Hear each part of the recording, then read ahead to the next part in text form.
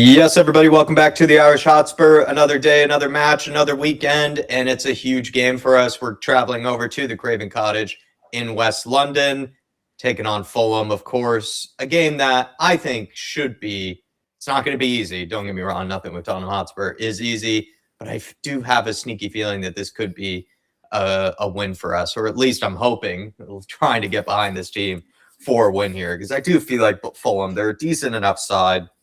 They're by no means one of the worst teams in the Premier League. They're a solid mid-table team, good manager, Marco Silva, but I do think they're a beatable team.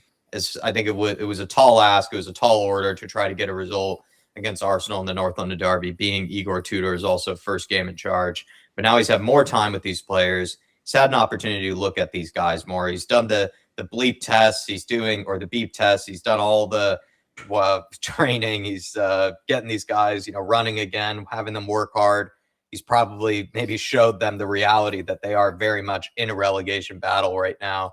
And maybe we can start to see this team come together and hopefully pick up at least 4 points in these next two games, this one and, of course, Crystal Palace. And if we do pick up at least 4 points, we give ourselves a decent chance, I think, of being able to quickly start to move away from that relegation threat and that relegation line, especially after West Ham, of course, getting absolutely thumped by Liverpool. Hopefully that drains some of their confidence. And this is an opportunity for ourselves to pick up some confidence here. And with the lineup that we have in front of ourselves, for the most part, that's what kind of Dave and I predicted in the predicted lineup. I think we wanted Kevin Danzo to come into the team, but who's to know? Maybe he's not necessarily fully fit. He's just maybe halfway available really for this one, because we have Vicario, Dragishin, Palhinha, and Van de Ven as your center backs. And then it's going to be probably Gray on the left. No Jet Spence, even in the match day squad, not even on the bench, by the way.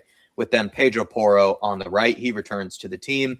And then in midfield, it's going to be Gallagher and Basuma, which Dave and I actually believe guessed correctly on that one. We unfortunately, kind of saw Pop Montessar being dropped just because he wasn't that great in the North London derby. But also, I think Gallagher being the new signing is just going to continue to be given games, probably as an incentive by the board to keep playing him. And then we have Xavi Simons probably playing through the middle, just behind the two strikers of Solanke as well as Kolo Muani. It's going to be exciting to see those two together, because I think they are our best chance of potentially picking up maybe some wins here, because I think Solanke has actually played pretty well for the most part since he's returned back from injury. And then Kolo Muani was single-handedly keeping us in that game against Arsenal, of course, in the North London derby. And all he needed, I think, was just someone halfway competent next to him to be able to work off of and play off of. And hopefully Dominic Solanke can be that man. But yes, Dave, a massive opportunity and a massive chance for us to pick up 3 points here. Not going to be easy, but I think it is doable. No, look, today's an absolute massive game. We take the 3 points today. We're 7 points away from safety. You'd fancy us then beating Crystal Palace then maybe Thursday night. And then all of a sudden we can forget about getting relegated and we can sort of, just enjoy the rest of the season. And I think that's where many Spurs fans are at. I would be hugely concerned if we don't pick up any points over the next two games. So I think then, unfortunately, you're looking at changing manager again and rolling the dice and gambling again. This is where we're at, right now. So I think, this game today is absolutely huge in terms of just gaining some belief, some momentum, and a bit of cohesion moving forward to be able to fight this relegation battle, because that's what it needs. Now, look, Fulham has traditionally, my whole lifetime as a Spurs fan, been a tough place to go. They always give us a good game up there. I think the last 3 games we haven't won there. We haven't won a game in 2026. All the odds are against us. And let's not forget, I think Fulham are 6 points outside of a European spot. So they're pushing for that. They have something to play for today. So it's not like they're just going to roll over and they're looking towards end of the season, mid-table sort of, no man's land. They have something to play for. So it is going to be a difficult afternoon. And they do have some players in form. Wilson, the likes of Raul Jimenez. They do have players that are in form and they are capable of scoring goals. But I think only one of their last 16 goals have actually come in the first half of games, which shows to me today, Jack, we need to be aggressive. We need to go at them in the first half of today's game and try and take the ascendancy heading into half time. Now, the biggest problem I have with Tottenham is You know, the last couple of seasons we've shown we can't keep clean sheets. So we're not going to be able to rely on clean sheets in terms of getting us out of this scrap. We have to go and score goals. And looking at that lineup today, I'm happy with the two strikers up top. I think looking at it, it's what, two changes from the North London Derby lineup. Sarah's been dropped with Solanke coming back into the fold, and Porro or Spencer's out to the match day squad with Pedro Porro coming into the fold. So they're the two changes from last week, and hopefully it makes a massive difference with Porro coming in. I think we're going to be heavily reliant on Pedro Porro going forward, Jack. We've seen in recent weeks without Pedro Porro, we are absolutely dull. You know, we can barely fashion a chance. So I think Porro coming in will hopefully help us fashion a few more chances. But one of my big bugbears was, even under Thomas Frank, if you're relying on putting balls into the box, you need more than one target in there to go to aim at. And looking at it today, we've got two targets in there, Solanke and Mwani. So you're hoping then we can fashion a few more chances and hopefully score a few more goals. Mwani, you know, scored his first Premier League goal last week in the North London Derby. I don't think anyone predicted when this guy signed on at Tottenham Hotspur that it would take him till the end of February to score his first Premier League goal. And I'm hoping the fact that he was one of the only bright sparks in the North London Derby, and he's played under Tudor before at Juve, he can get him going, because Solanke's scoring goals since he's returned. If we can get Mwani firing on a regular basis, we might just score enough goals to be able to win games and claw our way out of relegation. Because sitting here relying on clean sheets, sitting deep, it's not what we're good at. We can't play that way. And even when we've tried, we can't keep clean sheets. So the only option we have is to be aggressive, go after them, press the living hell out of them, and look to go and score goals that way, and look to go and win games that way, and be brave. And I think that's what many Spurs fans are hoping for today. I think in that regard, the North London Derby was probably a bit of a letdown. I was hoping, you know, with the managing change, don't get me wrong, I knew there was a golfing class and Arsenal are fighting for something and we've got a complete fractured squad. But I was hoping to see a bit more of a spring in the Spurs player step, a bit more energy about them, almost like the shackles have been taken off of the structure and rigidity of Frank. Go out and express yourselves, and I didn't see that, and that hugely concerned me. And then when you compare it to Tudor's words, you know, this week, it's the biggest job I've got on my hands, and this guy's walked into clubs with less resources and less talent available, and he's saying this about our club. He keeps speaking about the fitness levels of the squad, which clearly, to his point, he doesn't think they're fit enough right now. And when you look at the amount of times we've been outrun by oppositions this season, you know, there's a large element to it, and you're not going to win games when you've got a fractured squad where no one's pulling in the one direction. You know, you've got managers shouting instructions onto the pitch, players ignoring it, and you've got a squad that's not fit enough. You're conceding goals and you're not scoring goals or creating chances. It's a recipe for disaster. We need to see it turn around at some point, and today is the game. This game and the Palace game are the games that we should be targeting to take 6 points from and take us away from that. So today is absolutely massive, Jack. I mean, every time we've decided to sit behind the ball, put every man behind the ball for 90 minutes, we've just shown that we just suck at it. Other teams seem to be quite competent at it. We just can't do it. We need to start going after teams more. I think that's our only chance of being able to salvage points. And it's not going to solve everything, in my opinion. It's not like we're going to be all of a sudden, you know, a much better team. But I do think it's our only chance, really, of picking up points and actually offering more of a threat against some of these teams, especially some of these more beatable teams like a Fulham. Like I said, like I'm going to bring up, I don't think Fulham by any means are any mugs. I don't think they're an easy team to beat. They've been one of the more consistent sides, you would say, this season in the Premier League. At the same time, though, you look at that team on paper, you look at the majority of their players, it's a team that their manager has gotten a lot out of, actually more out of than you would really expect any manager to, which is probably what we all expected Thomas Frank to be doing with the Spurs team, but unfortunately absolutely failed at that. But I agree with you. We can't be sitting behind the ball and playing the same way like we did under Thomas Frank. And like what we did in North London Derby, we have to try to move more, work harder, and then also look to try to be more of an on the front foot type of side, pressing, looking to actually control possession more, not just hoofing it long to the striker every time in hopes that we can hold it up and somehow score some crazy counterattacking goal. It's just not who we are, mate. I think we need to go back to what we were more or less, you know, under previous managers and being more on the front foot, because we've just shown we can't be that defensive team. We're just not good at it. No. We need to go back to a Spurs of old kind of style if we stand any chance. It's just about picking up points. Not like I'm saying we're going to be a world beater or anything. It's just about picking up points. And I think that is our method. But also, at some point, these players have to be able to flip a switch and go, right, Yeah. we're in this. Let's Yeah. band together and put ourselves out of it, because there's only so much effect the manager can change. If you don't have players that are willing to die for you or the football club in this instance with the threat of relegation, you're absolutely snookered. So today is a huge test in terms of, let's see what the players actually have in them. There's a lot of questions going around. Do they have the stomach for the fight? With a winnable game like today, I think today we will get the answers we really need to know from this squad in that regard. Also, we are going to be heavily reliant on Pedro Porro. We know that. But we need a huge game from Xavi Simons today. In order to have that other bit of unpredictability and another route to goals, I'm hoping with the second striker, we won't see as many misplaced passes from Xavi Simons, because there would be no excuse for it. He will have two players to put the ball in behind to or play off. So there'll be no excuse for a lot of the misplaced passes or holding on to the ball extra like we've seen from him. We need a huge game from him. We need this kid to turn up, because he can be a real difference maker in this team, especially in terms of unlocking us moving forward. But not only that, we need a massive game from Radu Dragusin and also Conor Gallagher today. To me, they're the two weak links in this squad. Conor Gallagher doesn't look anywhere near fit enough to be able to get around the pitch with any sort of mobility or any sort of aggression or pace that we need. And I've noticed that since he's arrived.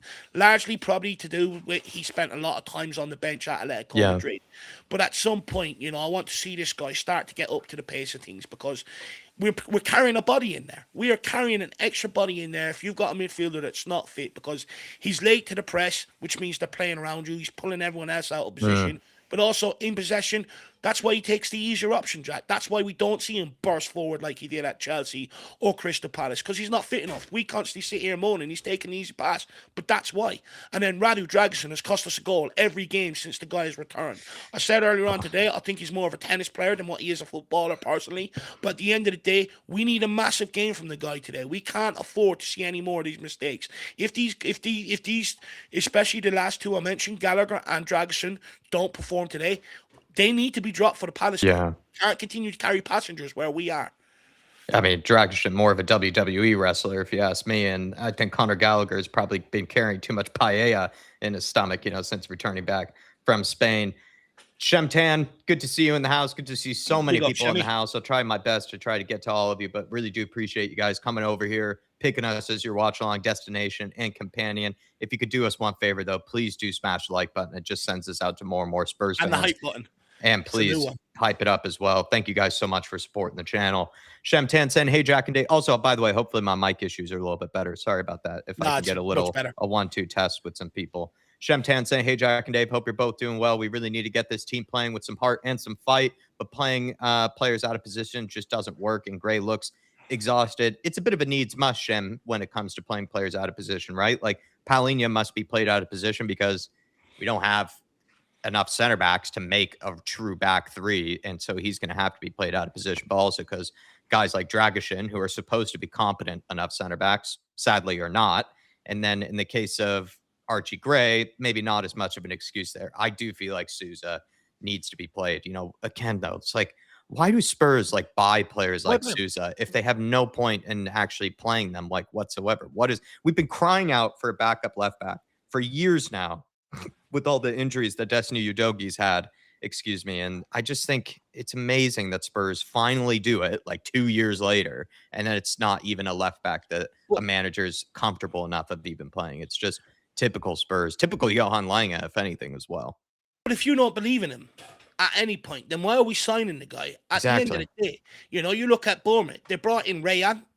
Is he as good as Semenyo is? No. But they brought him in from the Brazilian league. They've given him an opportunity, and he looks good. He looks bright. He looks like he can cause a problem. You know what I mean? With us, we haven't given the guy an opportunity at all. He's just sitting on the bench wasting away. Yeah. Kerno is in the house. Oi, oi, here we go. What's in store today? Who's to know, Kerno? Glad you're with us, though, to find out. Lazy Eightson, is there any possible chance we can get 3 points here, lads? I'm trying my best to imagine it.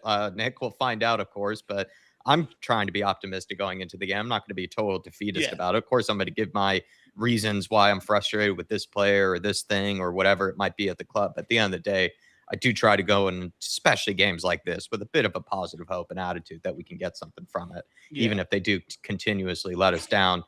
AK Sheck saying, not the lineup we wanted, but it's time to get behind the team now. Come on, you Spurs. Good to always have you, AK. Tartan Spurs is in the house as well. Big up, lads. Will be tough, but have to start picking up some points. 100%, man. J Mac saying, big up, Davey, lad, and Jacko. Always good to see you, J Mac. Big up, Simon Coney and Mark P as well. Good to see you guys. Big up to you guys. And then we also have and Dropkick Your good Teacher saying, we are effed. He's saying, stop putting a midfielder in defensive spot. I saw you making this argument, Artist T. Paulinho's played fine in the back line, dude. There are a lot of good games you could point out where he was good as an extra center back for us, if not one of our better ones. He had a terrible game, I feel like, in the North London Derby, but pretty much everyone did. But remember that game, I think it was against Man City, I think, at one point, where, you know, he was probably one of the best players on the pitch, and he was playing as, I believe, a right-sided center back in that. And there have been some games in Europe when Thomas Frank had that spell where he wasn't winning games, but he was actually picking up some points here and there just from draws. And Paulinho was playing as the extra center back. I think you've had a short memory when it comes to it with him playing in the back line. I do understand to a certain degree where the frustration comes from in terms of we badly miss Paulinho in midfield. You know, since we took him out of midfield, we don't have a presence in there. And that's ideal. That's ultimately what we brought him in for. So I do understand the frustration in that regard. But that frustration should be more put on than the likes of Gallagher, Sarr, Basuma, the other players in there to pull their weight. Yeah. Jay Bear, John, good to have you, my man. He's saying, morning, lads. Need 3 points today. Come on, you Spurs. Yeah, needed 3 points 3 months ago, John. But you're absolutely right, man. You're absolutely right. Really do appreciate all the support that you've been showing us for a long time, by the way. And hopefully you enjoyed your weekend, and hopefully Spurs don't end up killing off the weekend for us, and we can actually have a good end to the Sunday. Adrian Chia, just trying to catch up here because we're only so many minutes away from kickoff. He's saying, big up, lads. In the Igor we trust. Come on, you Spurs. 100%, man. In Igor we trust. I do like his press conferences. I actually like how he's short and to the point on some of the answers. And he does have this bite back sometimes with some of the questions, you know, that the journalists give him, which I do appreciate. You know, I think he does a good job of kind of flowing back and forth between giving them an honest, respectful answer, but then also at times kind of just scoffing at things and kind of just, you know, blowing it back at the journalist for whatever question. Even shut down Alistair Gold on one of his questions about Antonio Conte, which I kind of enjoyed, to be perfectly honest. Sometimes it's nice to see Alistair Gold get shut up by a manager in their answers. Ed Sweeting saying, stronger in attack, weaker in defense. Really need to blunt Fulham, and we can get this win. Be nice to get off to a good start for some confidence. 100%, Ed. I think you said that very, very well, by the way. King Hoddle, always good to see you. Bulgarian Smokers in the house as well. Big up to you, Dan. Hopefully everything's good with you. Rudy, too, saying, is it right that we've lost the last 3 games we've been at the Craven Cottage? Yeah, Dave brought that up. You know, that's not been an easy place for us. It's amazing because you wouldn't necessarily call it like a rather difficult place to go. Usually it's kind of like, if anything, a bit of a neutral ground for sometimes fans. They even have a neutral fan section, if I'm not mistaken. You know, Fulham, the only team in the Premier League to even have something like that, let alone even English football, if I'm not mistaken. But it's been a tough place for us. And that's under multiple managers, not even just under an Ange Postecoglou or anything. Look, I remember that. I remember going there even under Pochettino. I think was it NG. I think it was Clinton NG set up Harry Winks or something that bailed us out that day in terms of the cup. Kudu. You know, it's something like that. Absolutely madness. Like, it's never an easy place to go. But you know, I've seen a mad stat this week as well. I think we've only won 3 games that Radu Dragusin has played in as well, which is absolutely insane. The stats coming out left, right, and centre. At the end of the day, the only way of putting them to bed by going out there and winning games. Let's go. Yeah. Nir Aviv, come on, you Spurs. Big up to you, Nir Aviv. Hopefully you're doing okay. Sean Maddox, game day, 4-0 Spurs winning coming. We are so back. Big up, Sean. I hope so. Always good to have you, Sean. Lily White India, so many people in the house. I do apologize, everybody. Sushant Busal, really do appreciate your support, Sushant, saying big up my brother David and Jack. Hopefully we win today. Yes, Sushant, absolutely desperate for a win. Really need it as quick as possible. And with West Ham not picking up a win against Liverpool, also conceding 5 to them, hopefully their confidence has been slightly altered or slightly crushed. And then if we can pick up this win against Fulham at a place like Dave has mentioned, that not been a happy hunting ground for us, could be huge in terms of distancing ourselves between us and them, and then even hopefully Forest as well if they were to drop points. Big up to you, Sushant. Really appreciate your support. Outeres Fasare has become a Flat Cat member. Thank you so much, Outere. Hopefully you're doing okay, enjoying your weekend. Good to see you. And then Ian Cook, member for 48 months as an elite member. Absolutely incredible support, Ian. saying, hi, guys, we really need to win today or we are in some serious trouble. Come on, Spurs, we've been in serious trouble for a while now, Ian, let's be honest. But absolutely, I mean, you could really make the case that the Arsenal and North London derby game maybe came a little bit too soon for Igor Tudor to give him that excuse. But It he didn't help has that been he took brought in to 5 be, days off either.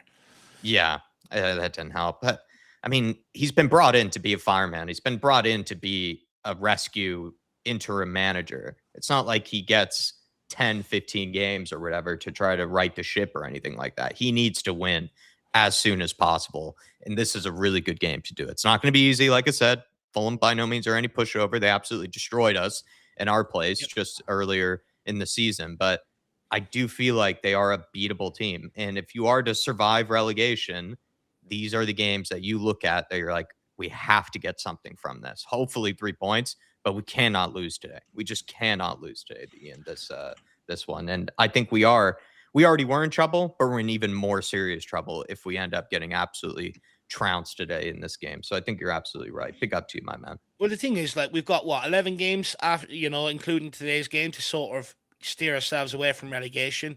You've got Fulham and Palace today in order to be able to give Atletico Madrid a real go. That's the importance on these two games, because if not, Igor Tudor will be told to prioritise Premier League safety over going for the Champions League. Then you've got Liverpool. Then you've got maybe another run of games where you could win, pick up points. Forest, Sunderland, Brighton, Wolves. But then to close the season, then you've got Aston Villa away from home, Chelsea away from home, and then you've got Leeds and Everton, and you don't want to be sucked in all the way down there with 4 games to go, to where you could look at it and go, they're all going to be difficult games, so we need to do this as quick as possible, and that's where the emphasis comes on today's and Crystal Palace's sort of games, because they're very winnable fixtures, and if we can't show up in London derbies and look competitive and go and try and win them, it doesn't give anyone any hope that we're going to be able to do anything between now and the rest of the end of the season. So we have to pick up points in our next 2 games, big time. The pressure's on. They have to stand up and deliver today. You're absolutely on it, Ian. You're absolutely spot on. Tyler, good to see you. Silver Spurfer, really appreciate you, Silver. Jeremy Falcon, Shawnee Brown, El Dante. Hopefully you enjoyed a nice run this weekend. El Dante is saying, I think Simmons linking with Solanke and Mwani could be a good combo. It actually needs to be a good combo, he says. 3 points incoming and Simmons goal coming Spurs. Ooh, I like that. A nice Simmons goal. Desperately needed. Strike. That's the one thing is the box, 30-yarder. Yeah, that'd be terrific, really, because his shooting has been pretty atrocious at times this season. But he's the creator. It'd be nice, though, if he actually was maybe more of a goal scorer as well, El Dante. We need someone to put in the goals. Cole Mwani was last game. Hopefully he can do it again this one. And then we need a good front 3 to be able to combine. We've had no real front 3 that's truly worked. Maybe the best one might have involved like an Odebear, Solanke, something combination, maybe with someone like a Xavi Simmons. But it's not really like there's been a front 3 that we could really point to that's been able to really cut open teams and actually create chances on a regular basis. And hopefully this one could be it. The ones of Solanke and Coleman. It's what David and I asked for, is that if we don't have any wingers available, might as well go for something like that with a Simmons playing directly behind 2 strikers. I think it actually suits what Igor Tudor has available to him right now, which isn't a whole lot, let's be honest. But I agree with you, El Dante. Then Shawnee Maddox, member for 50 months or 30 months, sorry. Incredible support, Sean, as an elite member, saying 4-0 Spurs win incoming. I'm returning to delusional optimism, boys. We need somebody. Now's the period too, right? Look, we all get where we are at, right? We all get the problems. We're all speaking about on a daily basis. We're all talking about on a weekly basis. But at the end of the day, every game is another opportunity to be able to turn it around. And I'd rather go into it with some optimism and then have the life drained out of me than rather go into it already having the life sucked out of me and then not wanting to be there for the rest of the game. So, look, where we are right now, we can sit here and moan about it. And, I think there's games, we'll be honest, the likes of Liverpool and that we're probably going to lose, but games like these are winnable and we have to go in there with some optimism. At least if the fans don't give up, at least we can say we've played our part if we don't give up in the fight. Fuck everybody else inside the club. If they give up, fuck them. We can't. Yeah, absolutely right. Absolutely right. Appreciate your optimism, Sean. Appreciate your longevity of support. We are Tottenham, Super Tottenham. We are Tottenham from the lane, says K32. And he's also sent in a very generous super chat saying, best Spurs channel on YouTube. Love it. All my best, Dave and Jack, for all your hard work. Very kind, Kate. Appreciate Very that. kind, Kieran. You're absolute legend, man. Yeah. Thank you so much for the generous support. Thanks for being with us through the many roller coasters that it involves being a Tottenham Hotspur, having to listen to our crazy, theories and explanations for all the wildness that does tend to happen with Spurs. You've been very generous to us for a long time now, man. And we have gotten kicked off, by the way, everybody, Must be sitting at in home case chilling you do today. want to sync up with us. What'd you say? Kieran must be sitting at home chilling today, not working. Usually he's a very busy man. Yeah. So hopefully you enjoy today, my man, and hopefully we can put on a performance worthy. Yeah, Big hopefully up, got a Kieran. nice Really beer appreciate next the year, support. or take a page out of my book since it's far too early in the morning for a beer, but made myself a nice smoothie. So if anybody wants or has the patience to do something like that, welcome to do it. We need some sort of type of liquid courage, whatever form it comes in. Big up, everybody. But we have gotten kicked off here, and it's Van de Ven on the ball.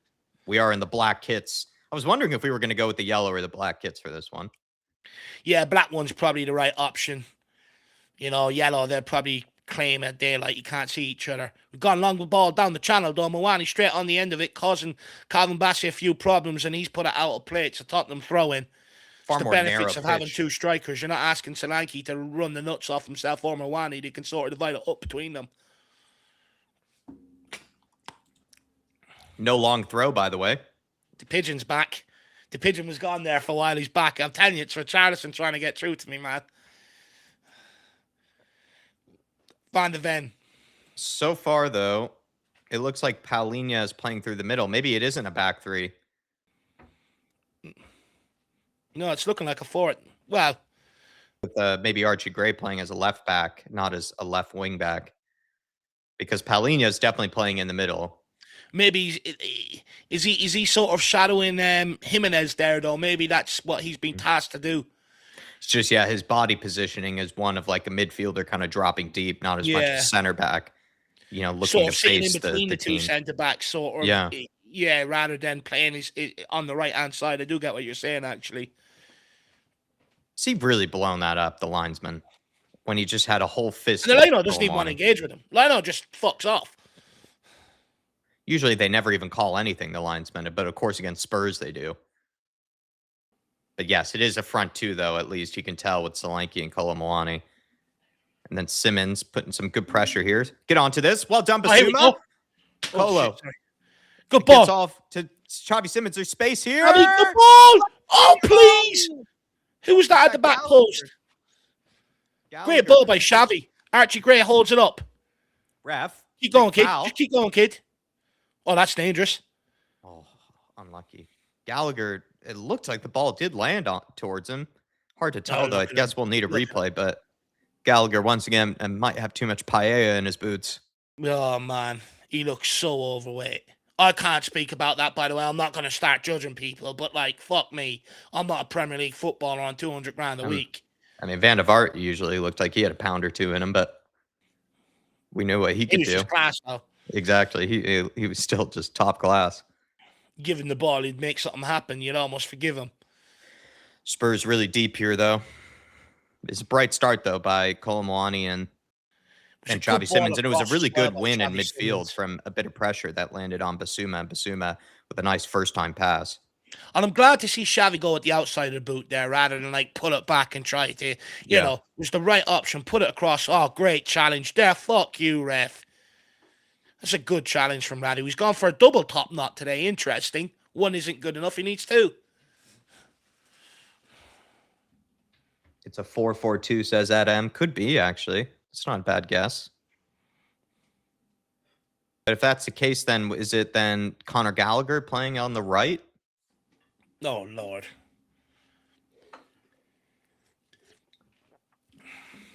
Yeah. Fulham with the free kick here. Just defend this. Don't give them anything stupid in behind here. Last time I lost a stone, it rolled out of my work boots, says DJ AK. Big up, DJ. Good to see you, sir. Hopefully you're keeping well. Thank you very much. Win that. Well done. Good clearance. Porro tries to put it down the first time for Simmons. Mawani. Play Mawani. Oh, good ball. Oh, go on, Come on, Dom. Oh, he just gets there. He can't pick it up. Oh, come on. Get the press on. For fuck's sake, guys. Go Help in him behind him out. and press. Yeah, Gallagher is tucked away over to that right side. Yeah, he is playing out on the right. It's 4-4-2. Simmons is Yeah, playing with down on the Simmons left. definitely playing on the left. Poro, At you got to least deal out with of that. possession. Well done. Gallagher, Get just play it down forward, the line. Gallagher. Are you allergic to Oh looking? my And he plays Lord, it out what of is playman. wrong with This him? this guy would never look Oh forward my in his God. life. He's moving around like a 10-ton Tessie. Fuck me. Come on, Gallagher. Probably drives in reverse. All he had to do was just look down the line and play it forward, but because He he's had not fit, he's looking for the easy way every single Every time. single Now he's time, he giving only him a looks corner. sideways or backwards. He Giving probably him a drives corner for no reverse. reason. Oh my Oh God, my man. God. Gallagher, it's something I've been pointing out for a long while. This guy does not know how to play the ball forwards. He's never seen it in his life. Our highest paid player, by the way, says Daniel Exactaman. That's why I was skeptical about him. 200 grand a week. Again, like, that's why I've been holding it to me, but Pop Montasar at least would play that forwards. Whether you complete the pass or not is another story, but at least he would play it forwards. Because that's the hilarious thing. That was the open pass, was the forward pass. He played the one that wasn't open, which was backwards. And he's put us under pressure. Me. It was the easiest one.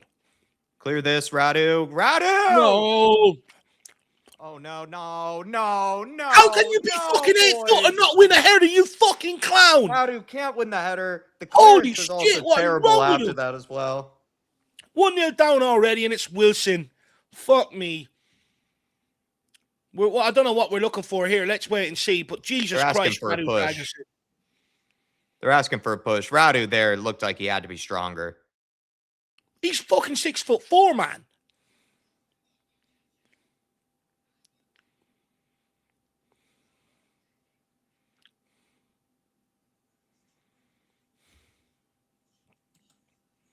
Let's have a look at this. Yeah, he doesn't judge it well. Looks like he gets hit by Jimenez. Gallagher as well knocks it onto Harry Wilson. Dragison's got to be winning that. It's shocking. Gallagher then as well. Fuck me. The two weak links in the side of our... And that all comes from Conor Gallagher, by the way, giving away a needless corner and shit as well. It's just, my God, we are the masters of our own downfall here. We're just making it easy for teams. Oh, my God. Archie Gray caught just standing there as well. Mickey Van de Ven trying to get out and block it. Does look like a push. Well, they're asking for a push on Radu. Let's have a look. Will we? It did look like something maybe there. I did think Radu needed to be stronger there. But if they disallowed our goal against Arsenal for it, at the end of the day, though, Radu's 6 foot odd. He's got to be stronger there, man. It looked like he did misjudge the flight of the ball. Well, it doesn't matter. Gabriel misjudged the flight of the cross last time on fucking they disallowed our goal. Yeah, VAR checking possible foul. Oh, yeah. Look, that's a bigger push than what Mamani gave Gabriel. You got to give it to us. He's in the air as well. It is. It's the exact same, if not more. If they don't give this, we are seeing corruption in front of our eyes. They have to give it to us after what they did to us last week. Yeah, they have to. Surely someone's getting in their ear going, guys, you have to cancel this. Oh, he's giving it. He's giving it. How? How can you disallow Mwani's last week and allow that one? Oh, my God. What is wrong with the referees, man? This referees. Fucking Everton. Referees are trying to relegate us, man. It's corrupt, man. It's corrupt. They want us down. There's no way you can rule out Mwani's last week and then allow that one. Oh, my God. We're actually witnessing corruption before our eyes. To be fair, I mean, by the logic of if they consider Kolo Muani's a foul, then they have to call that a foul. But to be fair, Radu Dragic has to be so much stronger there because he looked like he did just misjudge the flight of the ball. Look, Radu Dragison's a separate issue, 100%. But all we're looking for is consistency in this 100%. Issue, right? Romero gets pushed for Ekitike's goal against Liverpool, given. Oh, my God, boys. Gets barely any push off Mwani last week, disallowed. And then they go and give this one. There is no consistency. Oh, my God. We just tackled each other, though. Basuma and Palhinha just got in each other's way. They both won the ball, but they decided to tackle each other. And then we gave the ball away because of it. We had two of our own players colliding into each other, which led to that transition. We are shocking. Also, as well, it's Fulham's only attack, and they score from it.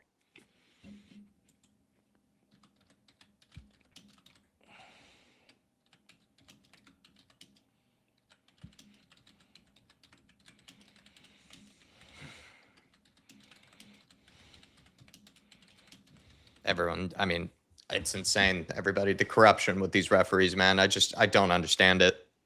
I don't understand how we have not been given a single decision this season. I can't even name any decision that we've actually been lucky beneficiaries of. We're literally watching corruption before our eyes happen in lifetime.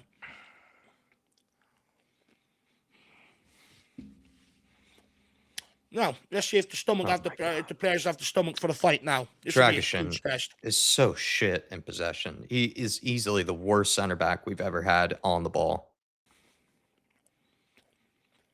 Right, time out. You don't. And I don't know why he's so out of position right now.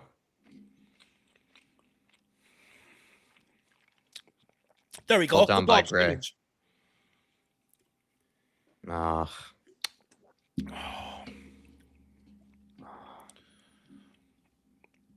Well done, Colo. Well done, Colo. Time, Simmons. Get rid of it, man. Move it on. Move it on. I gotta play someone. Any boys? No, not that one. Not fucking man. That one. Get rid of the ball. Just move it on to Gallagher.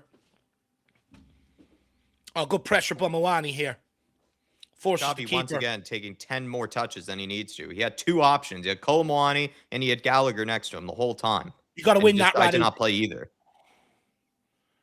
The referee blows it as a foul. Well, oh my God. We are all over the place.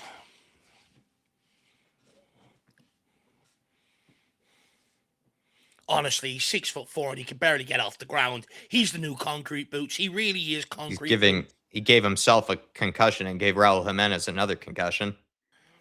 That's absolutely shocking from Xavi, though. Just move it on to Gallagher and get in the box. Create a second option. Holy shit. Fuck me, Simmons. See what the chat is saying. Radu's such a donut. People say we need a scoreboard update. Oh, sorry about that. Yep. Ian F says Xavi released the effing ball. Rudolph again. There was a push, but Paulinho heads the ball back into his own penalty area. Why would you do that? Surely you head the ball away from your penalty area.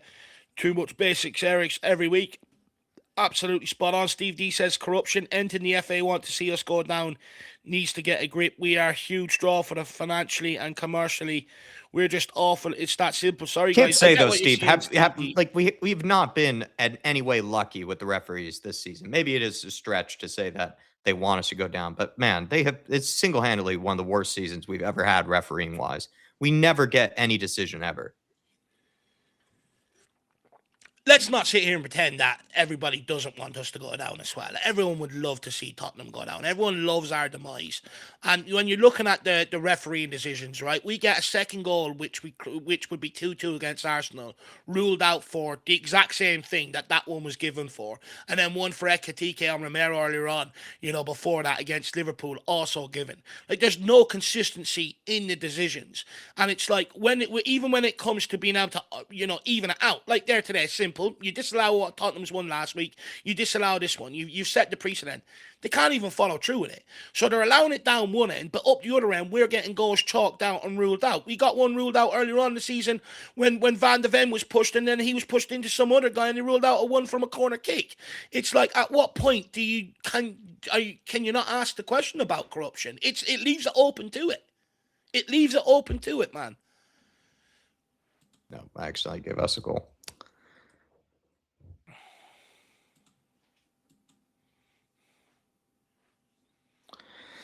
And you see that little baldy-headed twat, Dermot Gallagher, on there this week trying to justify it. Good win by Colomwani. He's had a good start. Basuma. Good pass. Van de Ven, pick up your head. Mickey. Go on, Mickey. He gives it away. Keep going, Mickey. Well done. Radu. You got to play it down the right. Porro. Gallagher, will you run in behind? He's walking towards him. He's walking.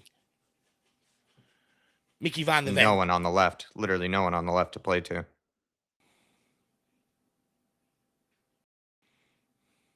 On to Porro. Tries to play it in a Solanke. Good touch. To Back Gallagher. up. Plays it in midfield to Porro. He's off to Solanke. Oh, it's just overhit. Top of the box to Joao. Oh, unlucky. Out for a corner. Well done, Joao. Better though. That's good. Some good football. Good play by Solanke as well. Good touch. Some good build-up play there, Jack. It's better. Not a bad ball in. Beating Forest 2-1. We'll get to that in just one moment, Jerome. Let's see how this corner kick goes. 3 goals in 15 minutes. What the hell's going on over there? It's a basketball game. Mustn't have referees.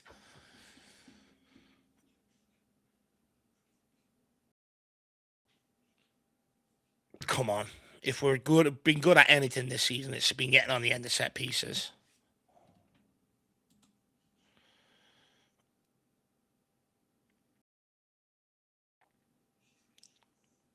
Back post. Oh. Porro. Oh, keep that down, man. Oh, so frustrating. On his left. Tough ask on his left, but... Jerome says here, Jack, this is a joke, man. How is that not given as a foul this time? The refereeing is ridiculous and so inconsistent. Yeah, that's the point, Jerome. Is I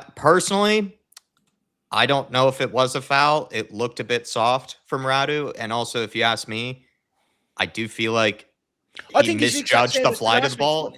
I think he misjudged the flight of the ball, but if we're going to give the Gabriel one as a foul, and if the referee, Peter Banks, is going to say, what did he say? What was his logic? He was saying plain and obvious or something, that it was a foul. Like, I mean, then that's plain and obviously a foul.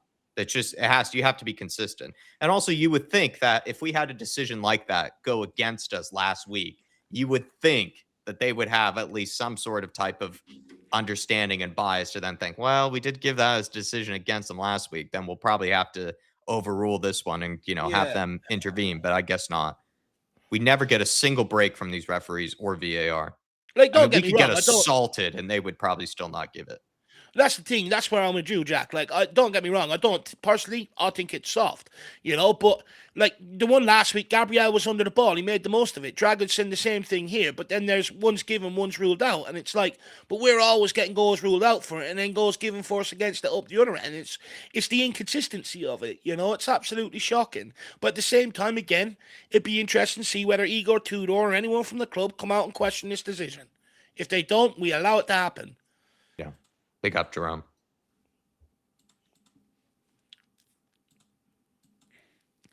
But make no mistake about it, despite letting ourselves down, we have been hugely let down by PGMOL this season.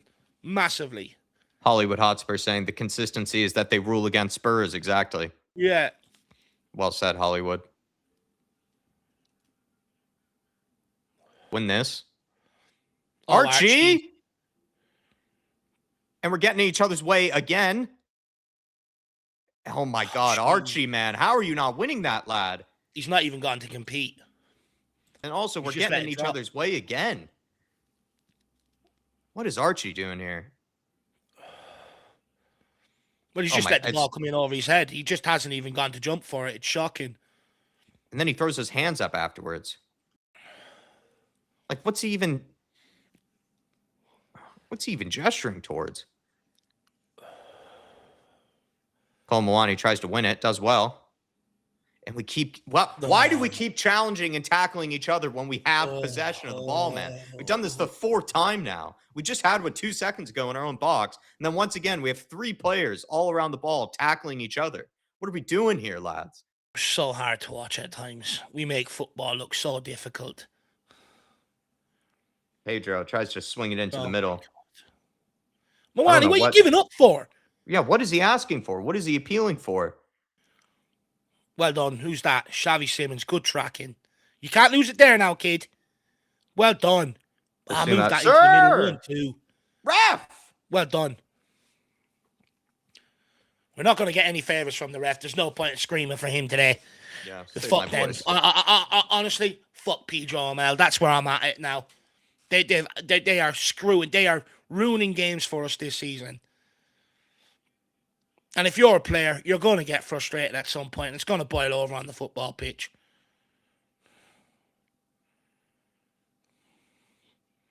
Right, Mickey, open your body. You got to go now. Well done. Keep moving it. Keep moving it. Well done. The space is there. Well done, Mickey. Oh, you got to get rid of it. That'll do. Good ball. Now move it quickly, Radu. On to Porro. Connor, go. Connor, go on the overlap. Good ball and a slanky. Good touch. Good layoff. Zuma. Come on, Biss. Lay it back. Get it in. Pedro, whip it in again. Porro. Good ball, Gallagher. Moani. Oh, Moani. Unlucky. Couldn't keep it in. Too heavy from Gallagher. It's good football, though. It's a couple of good moves we've created. It's a good pass by Pedro Porro, and it's a nice touch by Solanke. It's just maybe his second or third touch. Just got slightly behind him. Come on, Spurs. Cole Moani and Solanke have looked bright. Yeah, Solanke's gone for the short option, and Moani's doing all the work in around them. It's working well. Tudor, go and fucking bear hug that fourth official. Oh, good. Oh, my God. He is so slow. Yeah, Gallagher, it's just... Oh, well done, Mickey. Well done. Solanke on it. Well done, Solanke. Come on, man. Find Gallagher. Lay it off, Simmons. Basuma, don't you dare shoot. Good ball. Gallagher. Oh, my Lord. What is wrong with him? Does he even realise he's playing in the Premier League? Thought you had all day there. Van de Ven. Moves on to Simmons. Simmons, you get it in. Well done, Goes for the 1-2 with Biss. Okay, that's Dragon players. We'll take that. Gray. Back to Biss. Moves it on to Van de Ven. Mickey then moves that on to Radu. Good touch. Moves that out to Porro. Someone comes short. He's looking for the short option. Gallagher, man. The guy's atrocious. The guy's fucking atrocious. We're playing with 10. We're playing with 9 men. We're playing with 9. We're playing with 9 men against 12. We're playing against the referee. And then we also were playing with Radu Dragshin and Gallagher on the pitch. We're playing with 9 men here. Because Gallagher as well should get the assist for the fact that he headed it on to Harry Wilson. Well done, boys. Why are you kicking it that way? Don't you dare. What does Gallagher do, man? What does he even do? If his hope was to come to Tottenham and try and get in the England squad, every performance he plays, he's pushing himself further and further away from it. Well done, Moani. Well done, Colo. Good effort, though. That's it. You tell the ref to fuck off. Don't listen to him. He's a twat. Right, let's put some pressure on here. We're 1-0 down. We're trying to box them in here. Now we need Gallagher. Get your fat ass up the other side. Tony Yolo saying Atletico has absolutely scammed us on Gallagher. Yeah, it feels like Brennan Johnson 2.0. We spent all the Brennan Johnson money on another Brennan Johnson. If anything, Brennan Johnson's probably better than Gallagher. Yeah. That's when you know it's bad. Johnson would actually be more useful to us than Gallagher. We just can't press down this right-hand side. Gallagher can't move. Porro's having to come up to right wing now to do it. Every time it comes down the left, we're forcing them back.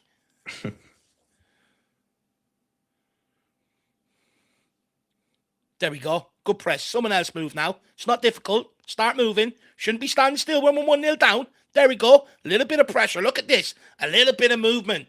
By my side. Come on. Let's get after it. Onto it, Biss.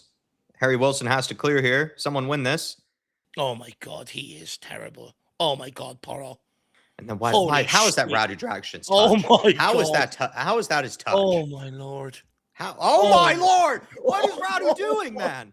What is he doing? Oh, if you don't cry, you're going to laugh. Kickball. Oh, my God. He's playing You wouldn't even see the fat kid at centre-back do that. Do you know what I mean? Jesus Christ. What is he playing? It's like he's playing... Oh, my Lord. It's like he's playing Gaelic football. What the hell was that? He's an NFL kicker. What the hell is he doing? Come on, Moani. There we go. Oh, Basuma. Jesus Christ. Porro to Gallagher. Oh, he has to go my backwards. God. He has three He's options hurting in me. front of him, and he has to go backwards. He's Every actually time, emotionally Gallagher. hurting me. Good ball, Here we go. Good Basuma. ball. In the Come on, Colo. Moani. Come on, Colo. Oh, good Oh, defending. God. Gallagher, man. He had three options in front of him, and he has to play backwards. Oh, no. Well done, Mickey. He has to play backwards with Where did three Radu open go passes there? in front of him. He's completely blind. And where is Radu Dragic? Oh, my God. And we're playing with 9 men. We are Honestly, playing with 9 men. You may as well call up NASA and see if he's on the fucking, up in Mars there. Not even on the That's TV honestly screen. where he is. It's not even in the camera. I don't know what he's doing for it anyways when he has the touch of an absolute tanker. He should be the furthest one back. Just move it. Move it. There we go. Bish, go in behind. In behind for There's a bit Colomwani. longer Good to Moani. ball. Can he get there? Good Oh, try. he's just out-muscled. Good try. Maybe a bit ambitious. Maybe he could have just moved that on to Basuma there. Oh, good touch here, too. Good defending. It was a good touch. Because it was slightly behind him, but then There's he was a able little to bit of touch hope in with front this of him. two up top. We are creating a couple of moves, which is good. We just still have 0 end product, but hopefully that will come with more moves we create. It's a great challenge. It's a matter of inches. If the defender's just slightly behind in his reaction, that's a shot on goal there. Honestly, I'm actually starting to get offended by Radu Dragic and Conor Gallagher's performance here. It's emotionally hurting me. Gallagher wins it here. Well on this. Someone drive forward. Well, he's not going to, is he? Does finally this time. Onto it. Schwapelin, yeah.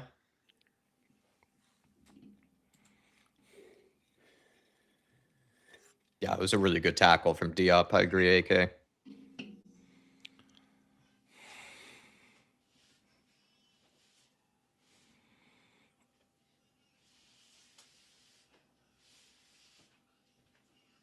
We swap center backs at halftime. Right, Xavi, get on the pressure. Get on the pressure here. He wouldn't even start for Fulham. That's how you know how bad he is. He wouldn't even make Fulham's bench. We are seeing a bit more commitment out of possession today, which is nice to see in terms of trying to keep them forced back.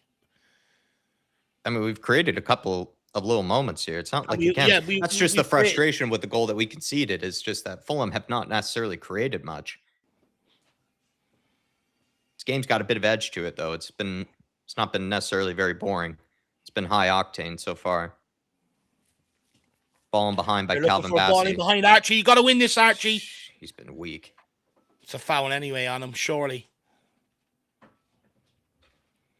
And it's not like he's up against a physically strong player either.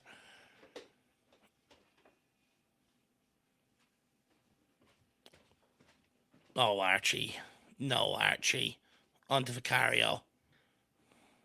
And then Toniola from early saying Dragic is so bad, I'd rather see Roswell. Yeah, man. Oh my God, Vicario, what are you doing? You've got two players standing there and you pump it out into the stands. And it's nearly gone out into the River Thames. It's such an easy pass. Holy shit. I've even seen fucking Paddy Kenny do that.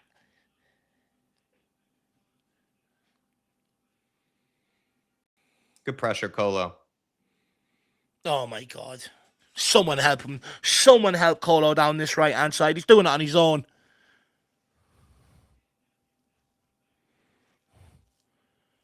Van de Ven. You got to go with it. Yeah, well done. Yeah, go, Xavi, in behind. Hands. Archie, good ball by Archie. Come on, Moani, get there. Good pace. Well done, Moani. Ref. Oh, we are useless. We are absolutely fucking useless.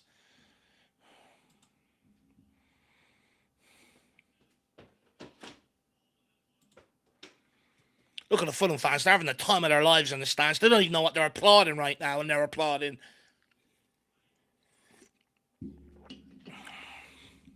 Well done, Mickey Van de Ven. Oh, my Lord. Wow. It's a 5-yard pass, Joao. It's a 5-yard pass. What's the wrong pass? Put it into the midfield. It's where the bodies are. It's where the space is.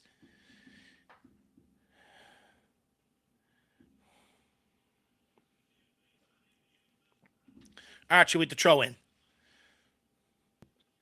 Dom Solanke, go on. Oh my God. What are you doing, man? We just can't do anything.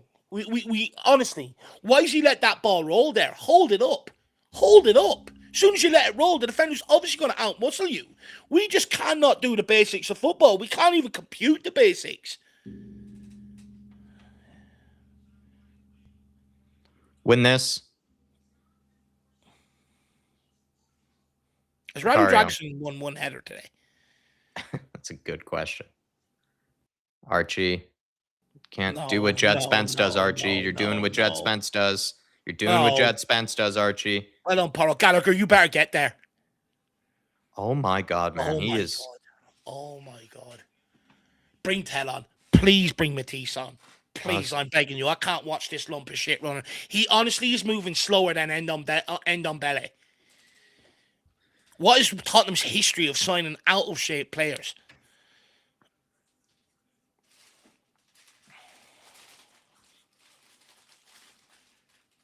Good ball by Pedro. Good ball. Right, come on now, Mickey. You drive with it. There we go. Drive with it. Keep driving. Simmons. On to Radu. Radu. Can he move that out to Gallagher? No, he gives a simple Plays it behind Pedro Porro at the 5-yard pass, and he plays it behind him. Porro goes over the top. It's all right. Well done, Colo. Good pressure. Good pressure. Don't you dare, oh my God, Rav. Oh my God, Rav. Fuck's sake. Colo's losing it, man. He's losing his mind with this ref. I don't blame him.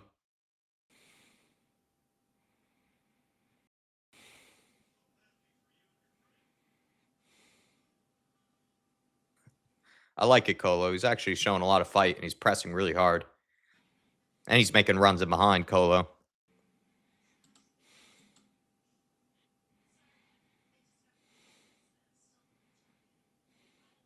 Come on, the midfield has to get up behind the strikers here. They're working the hardest, the strikers. Right, time, Archie. Good ball. Simmons, don't lose it. And he plays it. Don't lose it. Don't fucking lose it. Plays it. It's the right pass, but he plays it 3 yards away from him. It's a simple ball, man.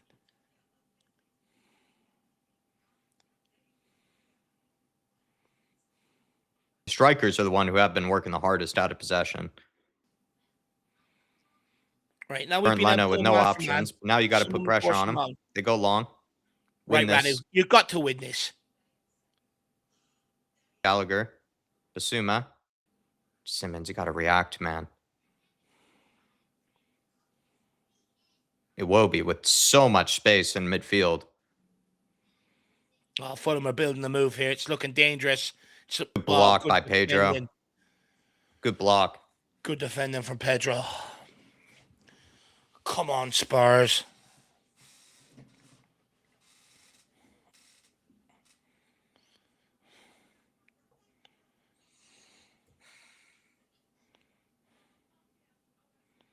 We're starting to jog. I don't like this. We're starting to jog. Well done. Who's that? Radu. Good defending there. How do you let that through, man? Starting to jog. That's why. How do we let that through? Oh, my Lord. 2-0 down. You can see it, Jag. We were starting to jog around. You could see it. I've been screaming about it the last 2 minutes. They're starting to jog around. You could see the danger coming. Fuck me. We deserve that. Fucking Iwobi as well. Vicario here. You got to look at Vicario here as well. Should he be beaten? But we dropped off the intensity for 1 minute and they punished us. It's exactly what Arsenal done to us. It's what Villa done to us in the Cup. We're just not fit enough.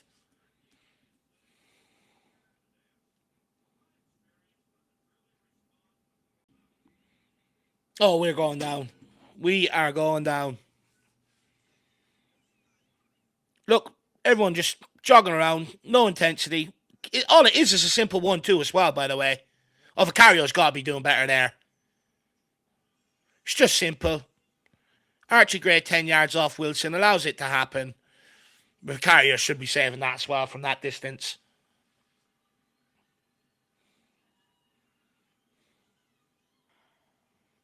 He can see that coming. He's too far over. He's got to do better.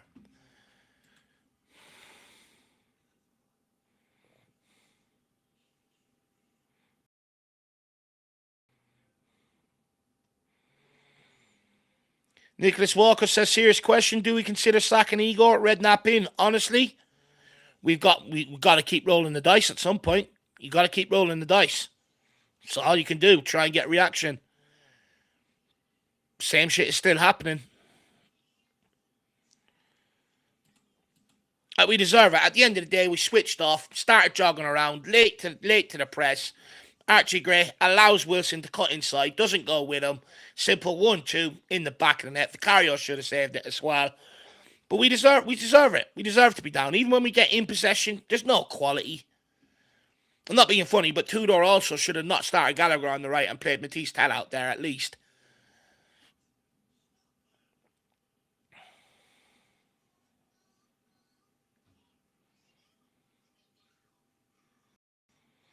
By the way, before this game, Fulham have scored 1 goal of their last 16 inside the first half. We've given up 2 in 35. That's of course. Shit. Xavi, the pass was on there the first time. Well done. Good touch, Pedro. Play Moani. Just square it, man. Pedro does well. Colo does well. Colo.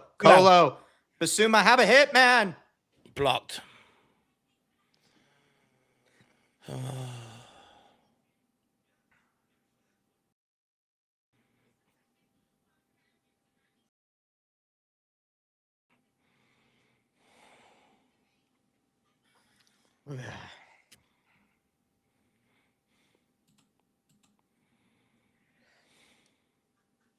We need a good delivery and someone to get on the end of this.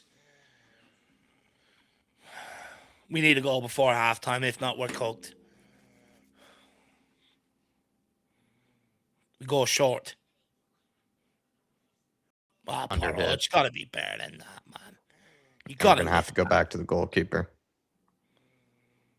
And we're going to go long. Everyone's going to be offside. Get out. Raul Jimenez doing his best Dragishin impersonation. Oh, come on, Spurs.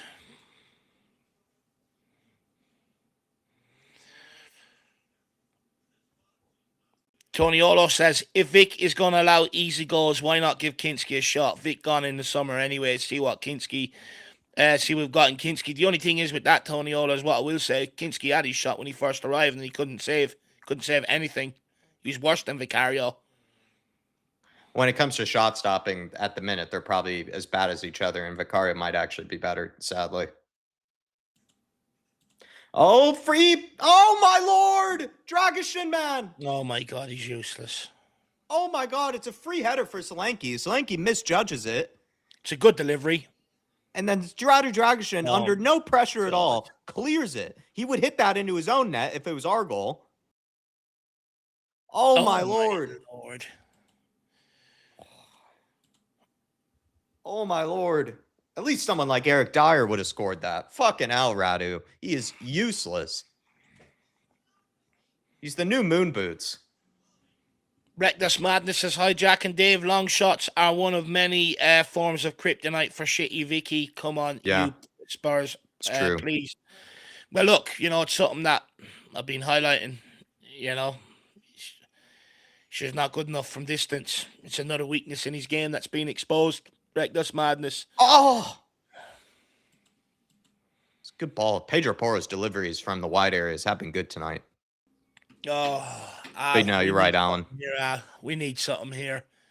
He has been bad from long range, Vicario. It's just been bad in general this season. His distribution has been shocking. Yeah. His commanding of his area is shit. Long range saves nothing.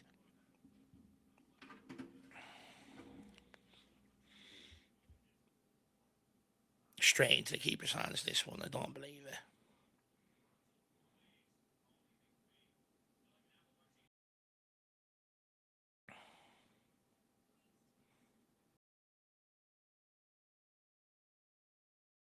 Good ball. Not a bad ball from Basuma. Back post. Can he knock it across? Hello, he's blocked. Paulinho blocked. Can someone maybe bend it round the player? Seriously. It's a good ball from Basuma. Rowdy Dragon can't win this header either, but we get lucky.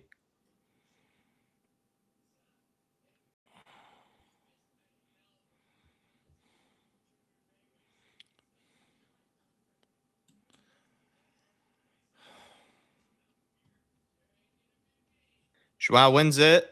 Solanke does well. Solanke. Pedro. Oh, Van de Ven as well. Corner. No, it's off Van de Ven's foot. Oh, we are so shit. Oh, we are fucking useless. We are absolutely atrocious. Everything going forward just ends in disappointment.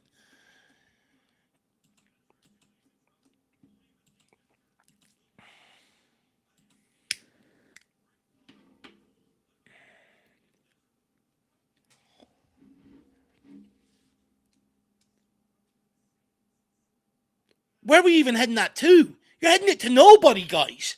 Wake up! Oh my God, Archie. Geez, man.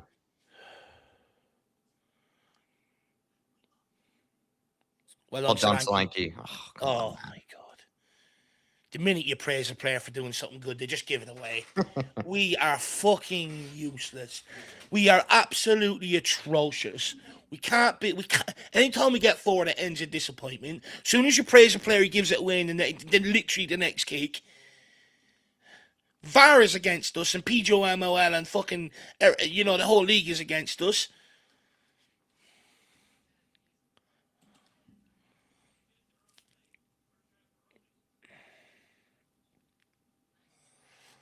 Jacob Anderson, member for 49 months, says just another day at the office. Literally a horrible club from top to bottom. Everything is bad. It's truly so sad because I love this club. We are being destroyed by these owners. Big up, boys. I mean, Jacob, it's a real sad demise to see. It really is, but it all happens once we made the decision, to allow Harry Kane to go, really, rather than try and keep him around for an extra season and get him signed on the contract. And everyone kept on saying to me, oh, but we need the money. Where's the money got us?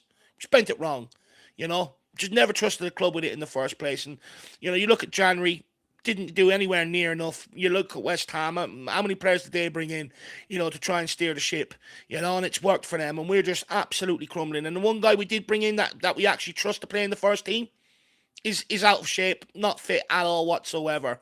We are absolutely in big trouble, and these owners have ruined this football club.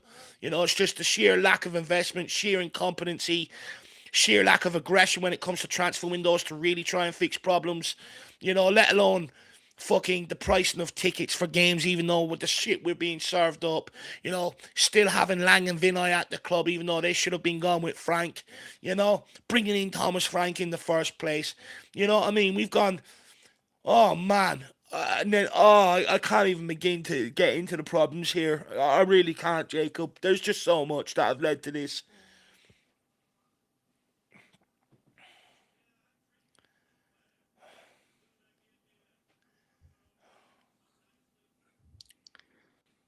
We show more ambition in the concerts and boxing fights we try to bring here.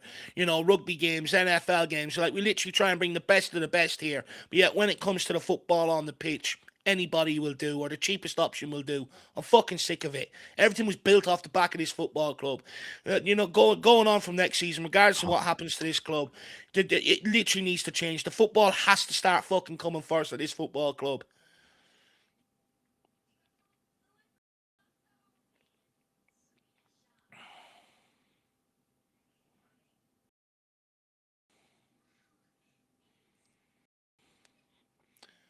Vic. Oh my God, Vicario, Jesus fucking Christ, will you hold on to something, please? Vic, please, man.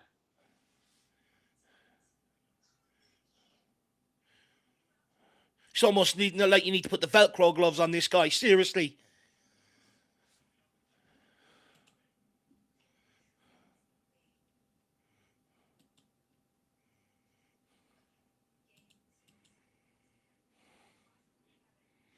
What is that? What is that, Joao? What the fuck is that? He's also been useless today.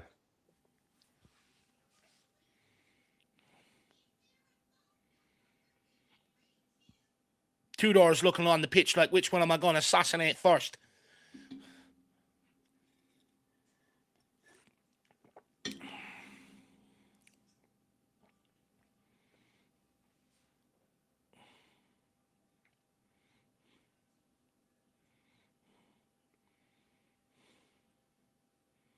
Well done, Porro. Oh. Please just get to halftime. Do not concede again before halftime.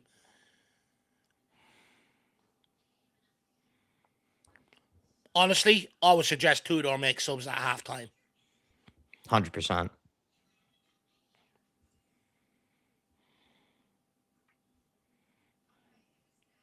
Four minutes added on.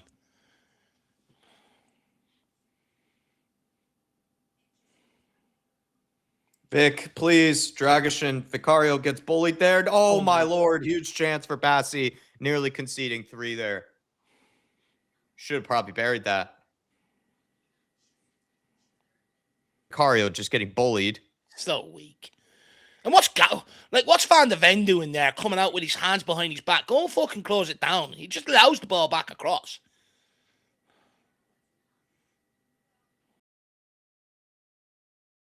And he turns as well. Turns his back, man. Van de Ven. Oh, my God. It's shocking from Mickey. Should have buried that.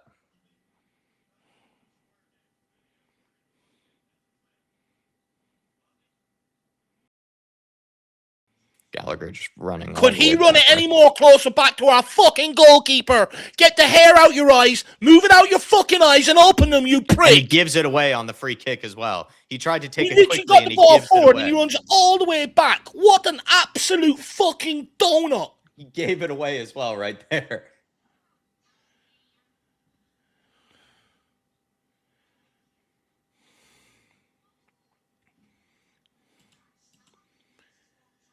He's moving like a hippopotamus in a fucking pond. Oh, my lord, Van de Ven. Oh, my lord, man. Get close to him, Radu.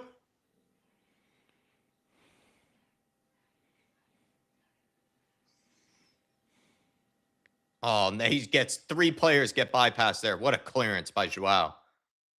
What a clearance.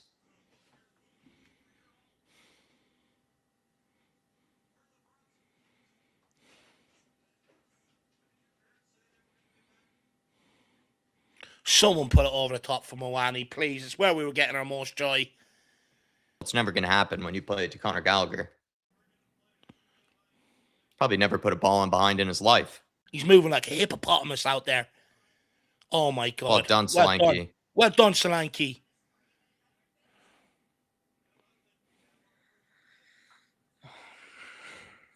From earlier, Toniolo saying... Oh, now they want to give us a football. Fuck off. Enoch is against us, too, with buying these players, Dave. I mean, yeah. 100%. 100%. The fact that they bought someone like Conor Gallagher, Radu Dragishin, who feels like we're playing with 9 men. I mean, Johan Lange... actually great today, either.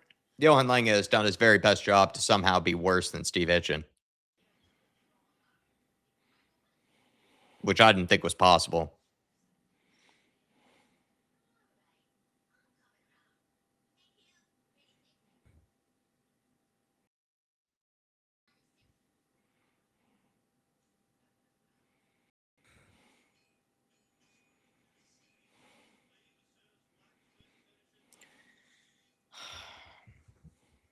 Give us your halftime thoughts, everybody.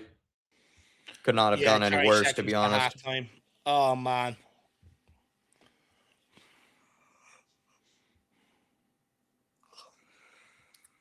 Gallagher, oh Gallagher, go forward. I swear to God, he is worse than Harry Winks. He is worse than Oliver Skip. I swear. He is useless. Gallagher, pick your head up. Go forwards, man.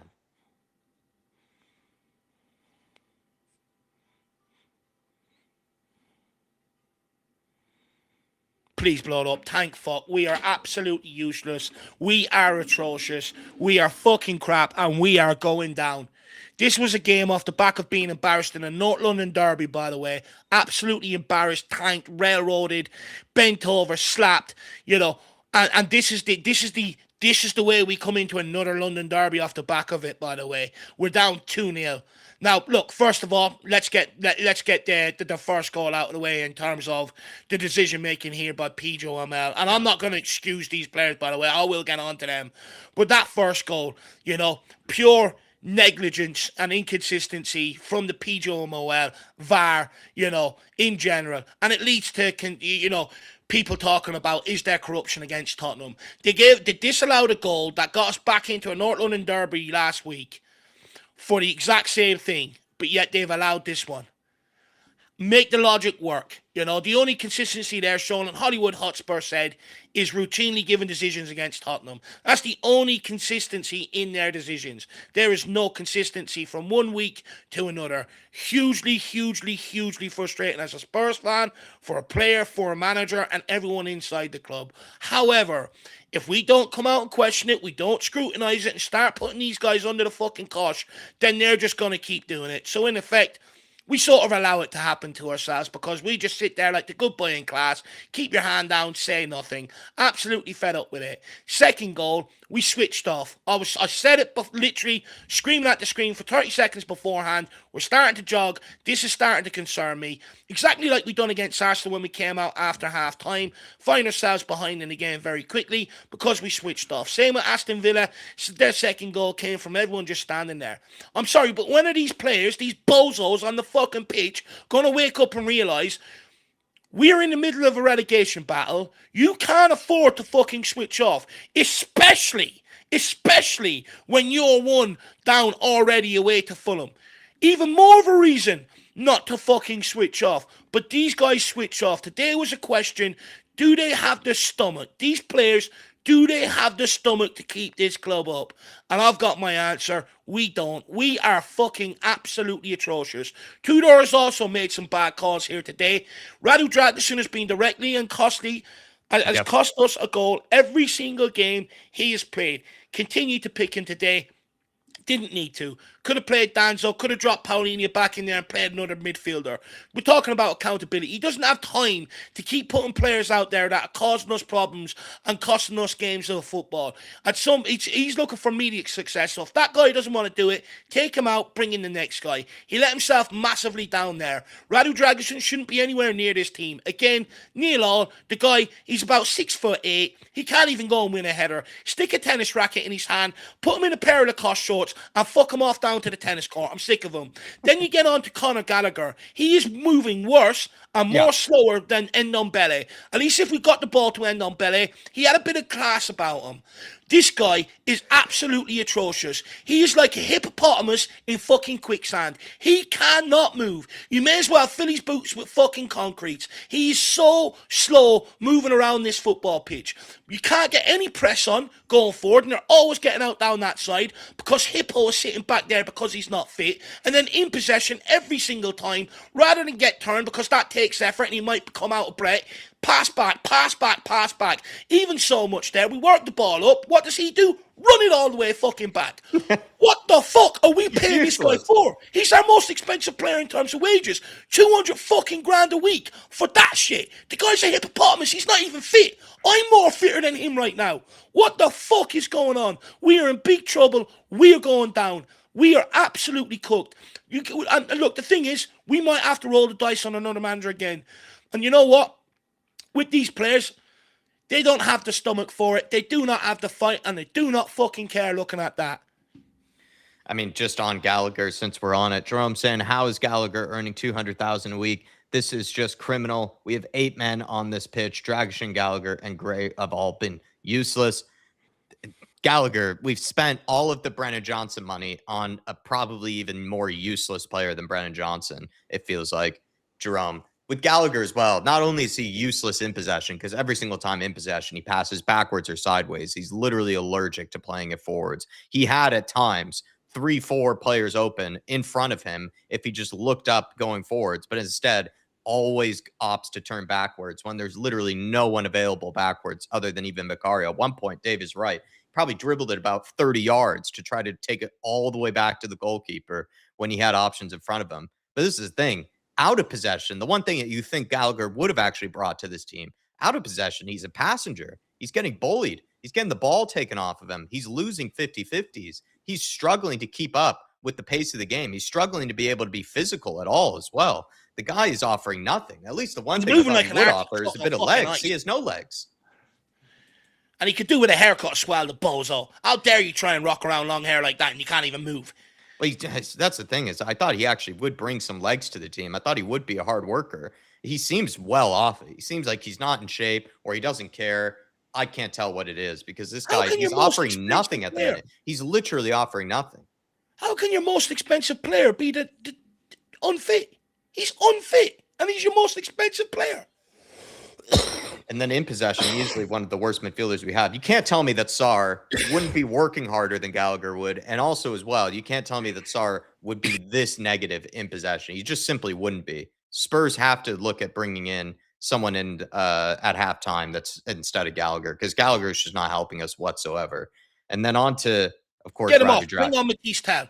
Get him off. Bring on Matisse Tal. Pull off Radu fucking tennis player Dragusin as well. Put Paulini at centre back and bring in Papa Matasar. Because if not, this is only going to go on and get worse. And then Brett Loft, 38 months, saying wrong lineup. Danzo should have started Antel. Listen, we don't know the whole story of Danzo. He might not be fully fit, but I think we've well learned that you have to avoid starting Radu Dragusin at all costs. The guy is just, it's like playing with 9 men with Dragusin. I mean, the last game against Arsenal, he actually did an okay job in winning some of his aerial challenges. Today, he's not been able to do that. So maybe that was just a one-off with him because today feels like he's almost lost every single challenge in the air. And then in possession, it's just a walking giveaway.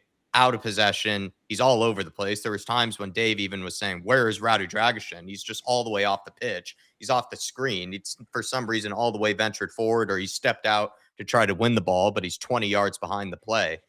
The guy just offers nothing, man. He is a liability. He hurts us more than he helps us in any regard. I don't know why Radu Dragusin is given excuses by the fans. I don't know why people feel like he deserves the excuses of, oh, well, he's coming back from injury. The guy's been useless since he's come back from injury and been useless before he even had the injury under Ange Postecoglou. I can't even recall any good game Radu Dragusin has really honestly had at this football club. The guy is just single-handedly hurting us at this point. You need to get someone else in.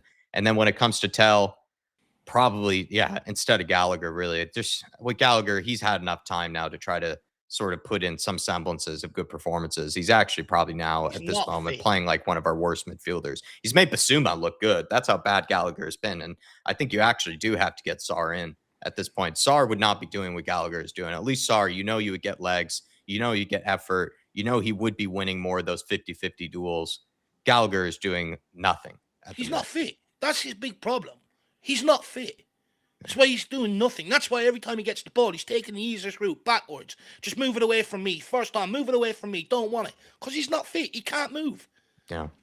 And then True Pac saying Gray is playing his 5th best position, not his worst. I don't think Gray's totally the problem, but there have been a couple of times where he's asleep at the back post. That second goal is some of his challenges. Yeah. Second goal is largely his fault. Wilson moves inside. You either go with him or you scream at someone to alert them that he's there.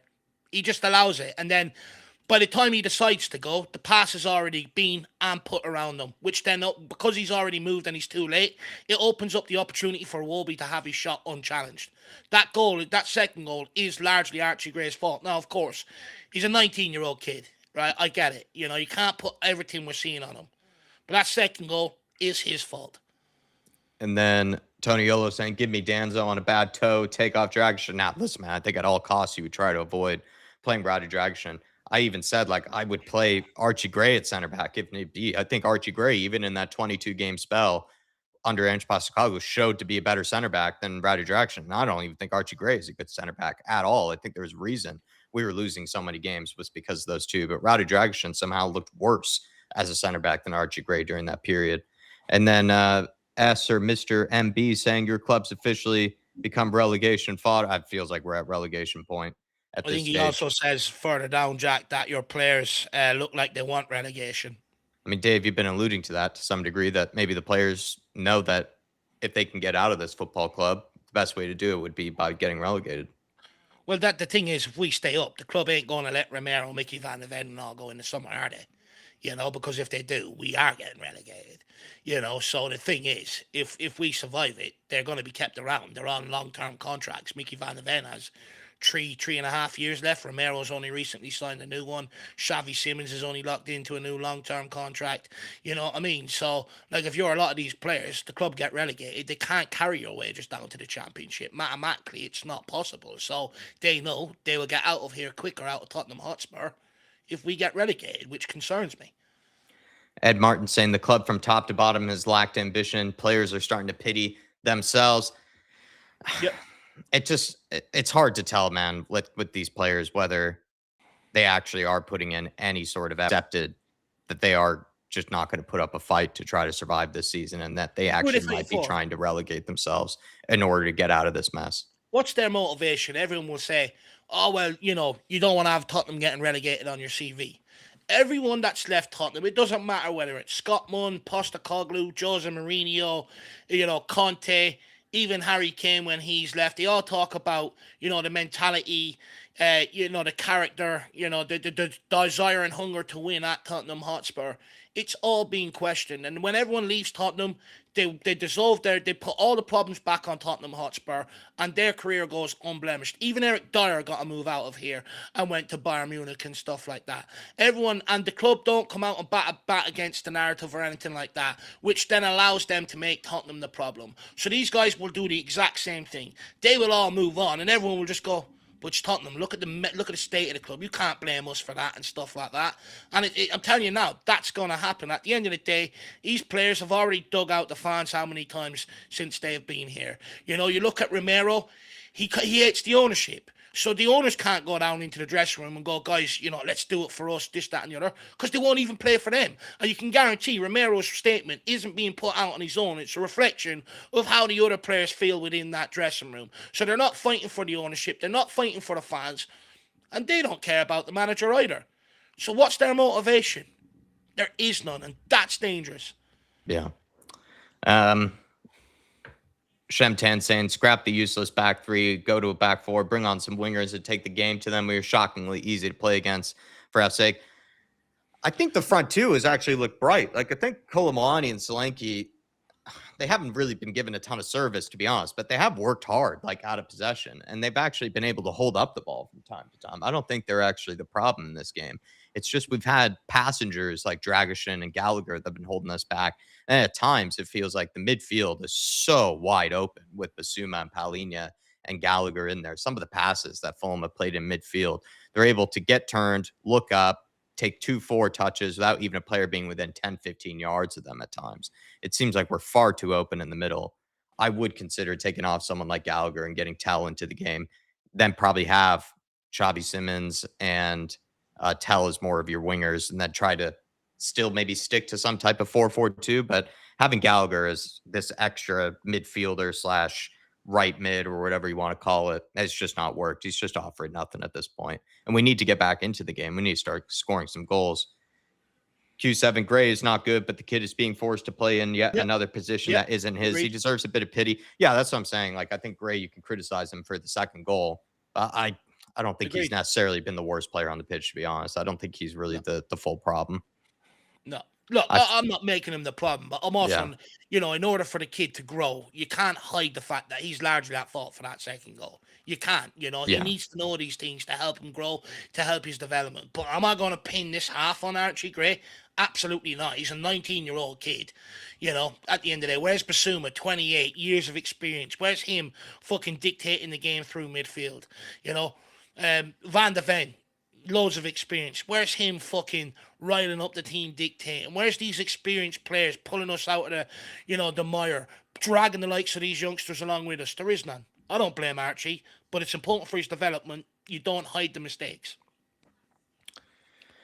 About to get kicked off here again, everybody.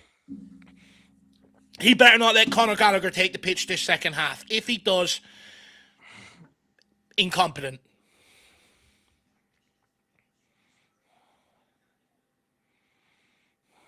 Oh, there he is, Dave. My God. Oh, my God. Why couldn't they sack him instead? He looks like Frank. They could have sacked him along with him.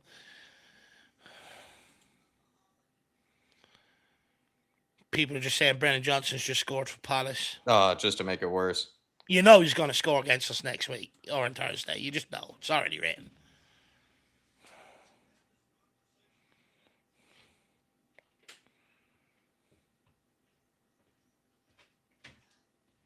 Okay, if he's offside, where's our advantage then, ref?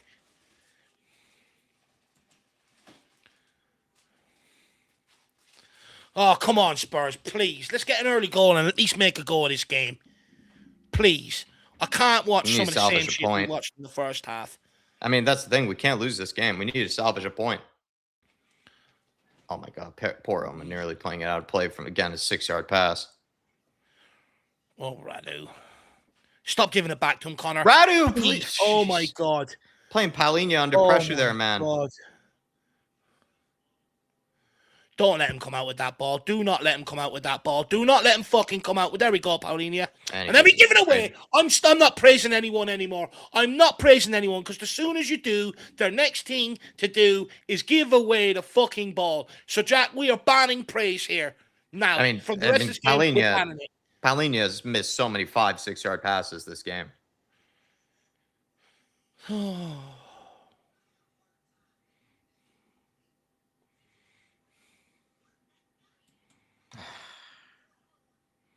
Poro just hits it aimlessly into the midfield.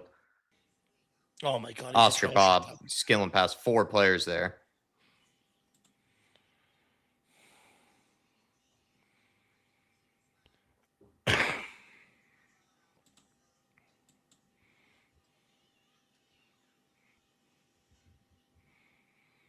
Who are we hooking it clear to, though? We're sitting, the strikers again have gone so far back. Who are we actually hooking it clear to? We have to keep the two of them up the pitch as an outball. Come on now, Spurs. Come on. Vicario screaming at Radu to wake up and move away from him. Do you know what? I knew when I seen he had a double top knot today, it was going to be disastrous with him. Simmons just laid off. Radu. Good ball. Now play Moani. Good ball. Just take it down. Take it on the inside, man. He's showing you the inside. Bassi has too much strength for him today. Every time he runs at him, Bassi's just bullying him off it.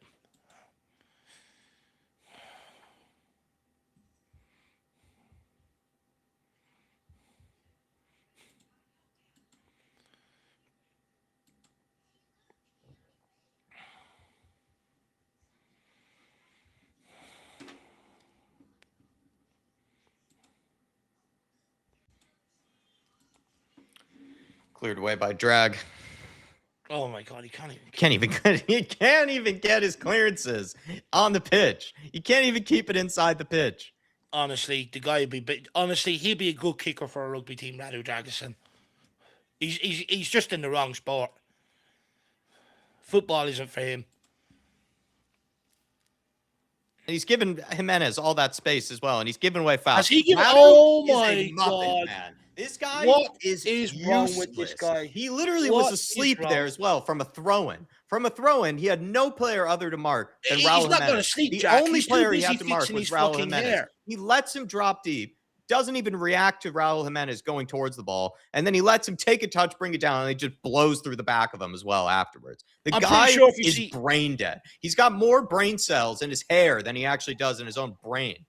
I'm pretty sure, Jack, if you watch the replay, that you'll catch him fixing his hair. That's why he was late to the ball. That's probably what happened.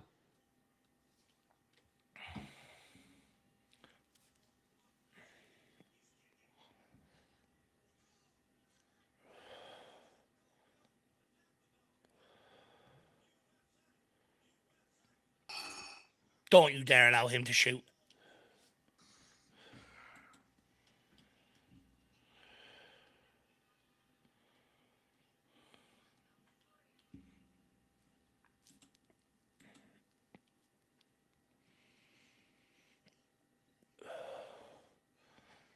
Oh my God, we are getting worse. There is no fight in this team. That's just another misplaced pass by Porro for no reason at all. Well done, Gallagher. Ronnie, he's gone down, ref. Come on now. He's gone through the back of him. It's illegal in every under industry to come back through the back of someone. Come on now. Finally, some movement. Porro. Good ball down the channel. Can he hold it up against Bassi? It's just too strong. Good touch. Well, Gallagher then takes it off of him and loses it. He takes it off him and loses it. He didn't even need to take it off him as well. Just take him off. Just take him Oh, off. Palhinha, man. Oh, Radu, go with the runner. Go with the runner, Radu. Palhinha. Oh, my Lord, Palhinha. Oh, we got away with that one. And Radu Dragic, like I said, his 1v1 defending is just shocking. He's getting turned left, right. No idea where to go. No idea where to step. Just jockeys and jockeys and jockeys and jockeys. Shit ball from Palhinha. And Radu Dragic invites the shot, basically. Doesn't ever close it down. And the Ven has to come across from left back to cover him. Honestly, get him and Gallagher off the football pitch. They are absolutely costing us. It is atrocious. Tony Olo says Drago's not a Premier League caliber player or even a pro. I can't believe people defend that guy. 24 Beat says starts from Gallagher. Absolutely. He's just shit, Tony. He's just shit. And that's being completely unemotional about it. Like, just being objective. He's just objectively shit. Oh, my God, Vicario. Oh, my God. What are we doing? We are a Sunday League outfit looking to get relegated. What has he just done? He's literally just pumped it straight out the other end for a goal kick. Holy fucking moly, please. From a free kick. He needs to see Jesus. He needs to go into mass and start repenting for some of his shit passes. From a free kick, he's done that. Literally just pumped it into the opposition stands from a free kick. Honestly, fuck Kinski squad. Bring on Brandon Austin. Bring him on. I'm sick of it. Oh, here we go. Gallagher, make the right decision. Oh, my God. He had all the options and he's missed them. Oh, my Lord. What have I just witnessed? Now they're on the break. They've got numbers. We're playing with 8 men. Well done, Palhinha. Gallagher, man. Can you please get near the ball?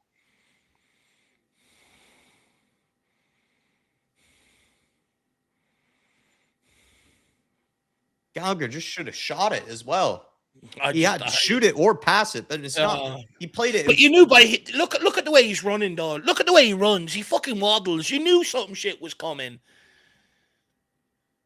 Go on, Eves. Come on, Eves. Get on the overlap. Play Colo. First time. Too heavy. Sir! Oh, penalty! Penalty's got the touch. Too heavy, though, the pass.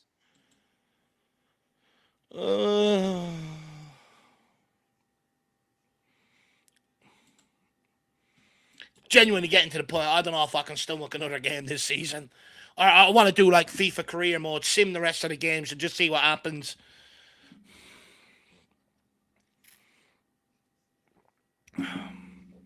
My God, we need Romero back so badly. I can't watch Radu at the back again anymore, and I certainly can't watch Gallagher. Get Tel on. Get him on. This is where Romero's red card has absolutely killed us. Archie Gray, you're so late to it, man. Oh, here we go.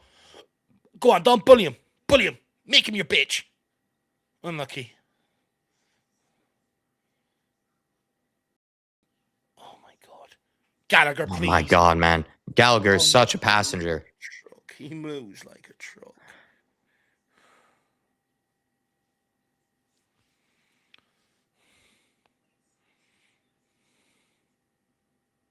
Oh, my God. We're just being passed around. We're just being passed around. God. What is going on? God. We are literally just being walked around. Everyone's standing still like they're just passing and moving. I still want to replay that Gallagher chance of how he fucked that up. Gallagher just getting passed around there as well. Archie Gray there in no man's land. Left back's over at right back nearly. What's going on? Where's the organisation? Where's the structure? And they only had one player, the center backs, to track, Abraham Menace, and he's still free.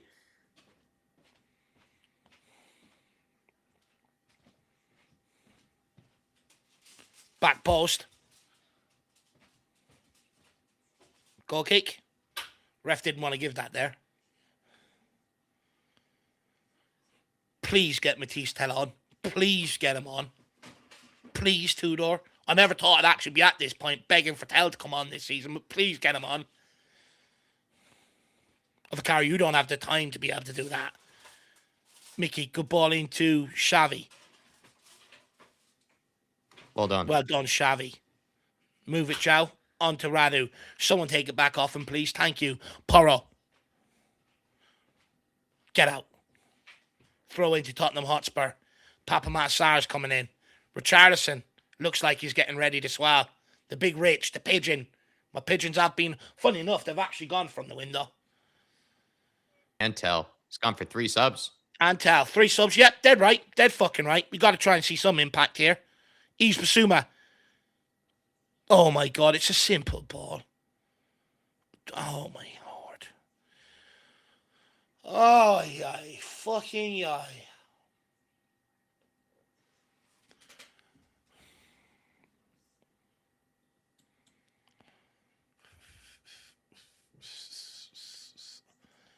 Triple substitution, though. Good. At least we're seeing something proactive. Or trying to be. Jerome saying, make an effing change. Tudor, it looks like he is. He's about to put Make 3 it players 3. on. Oh, Archie Gray. Jesus fucking Christ, Archie. Oh, Radu, get out there. Get out there, Radu. How many touches do you need him to have? Oh, no. It's come off his arm. It looked like it hit his arm.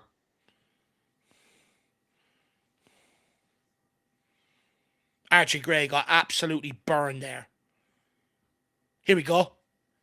Don't cut in. Don't cut Well in. done. Oh, come on. Oh, Xavi, not God, there. Xavi. Oh, my God, Xavi. How are you losing it, man? Well done. Palhinha! Oh, some composure. Some composure. Palhinha! Please! Oh, well done. No way, ref. No way, ref. No way, Please, ref. Palhinha. And every time Colomwani's touched a defender, it's a foul. Every single time. Colomwani's decided to touch a player, it's a foul. Not even 4. And it's like against the Arsenal game. He touches Gabriel, it's a foul. He touches Diop, it's a foul. He touches Calvin Bassey, it's a foul. Here we go. 3 subs coming on. Please, guys, we are begging for you to make a difference here. Could almost get Danzo on for Radu as well. That'd be Taking nice. off Gallagher, thank God. Yeah, thank God. Look at him. His fringes in his hair as well. Get him off. His eye fringes in his eyes, sorry. Sar coming on. Moani coming off. Feel for Colomwani, actually. And Xavi Simmons coming off. I feel for Colomwani. I actually think he was all right. So what? One will go left, one will go up front, and one into the midfield. Xavi Simmons did not get into the game, to be fair. So Matisse Tell will go out to the left. Richarlison will go up front with Sar occupying the right.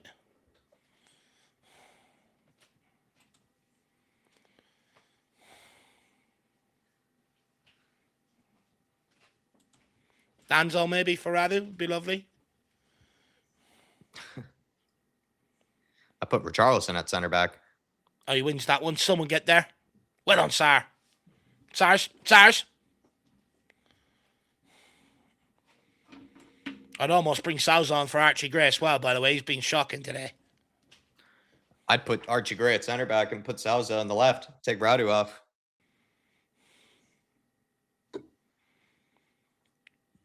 Oh, Richie, hold it. Ref, you've just given one against Moani there. Oh, my Lord. That's a simple ball to hold up, though, by Richie as well. Come on, Basuma. Oh, my gosh. We are. Like Richie, though, he's tripping over himself, and it's an easy ball to hold up. This season.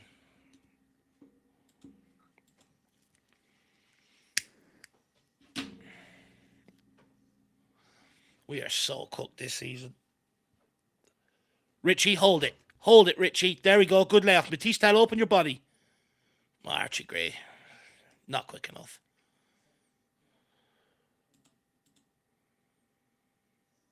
There we go, Matisse. Get out of his way, Archie.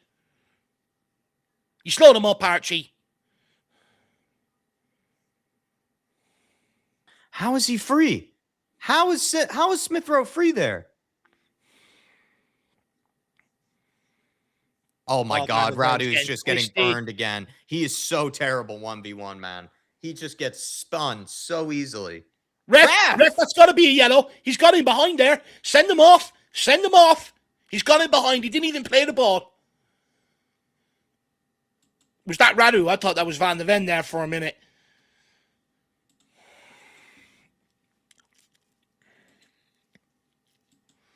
Come on, the page. We need you.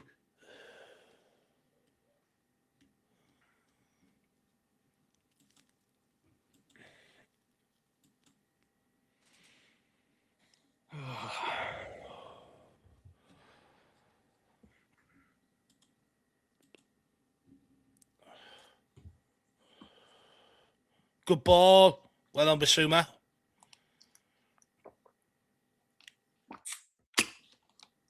You know Gallagher's bad when he's taking Gallagher off instead of Basuma. Yeah. You know Gallagher's bad when Basuma has looked like a miles better midfielder. Parrot, good ball. Go on, sir. Can we get there? Can we force a mistake even? Come on, Biss.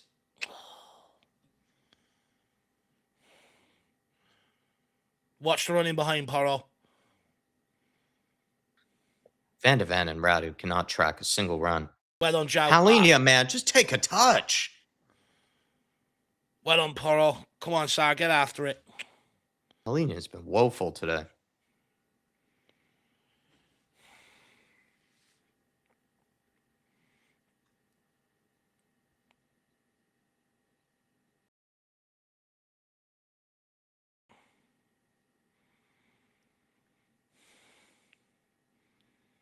Oh, my God. We are just being outplayed, outrun, outfought. Look at the space again. Look at our players. Oh, no. It's come Our straight players to are all Smith Rowe. jogging. What a save.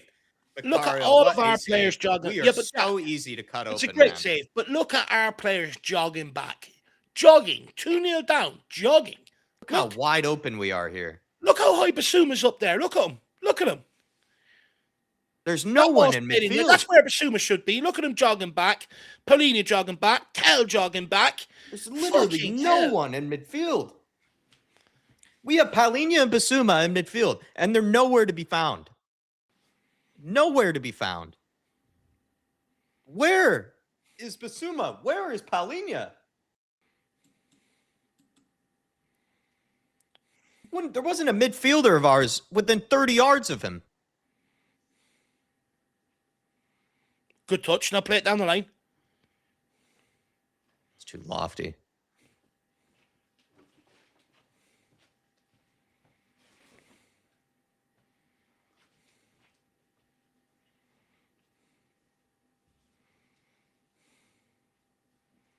Oh, get after that. Get after that. That went out. Surely that went out. It looked like across the line. We are making these look like Brazil. Oh, my God. We are making them look like Brazil. How have they got out there? We are just jogging. What is we are just jogging doing? Absolutely all over the pitch. We are toast.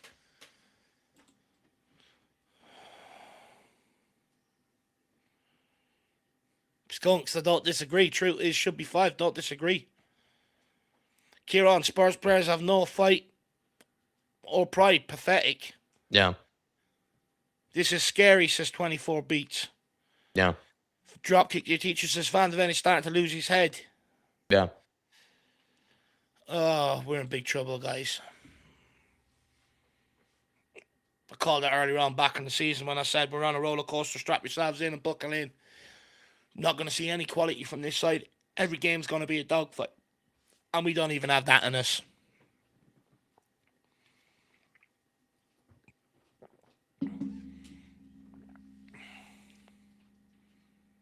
Well done, Richie.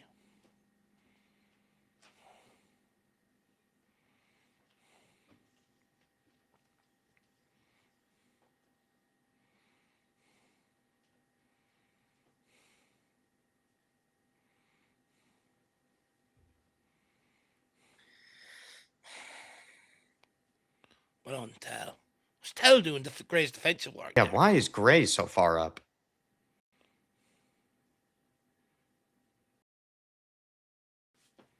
Well done, Tell. Well done, Tell. Well done, kid. Gray, can he clip it in? Richie! Yes!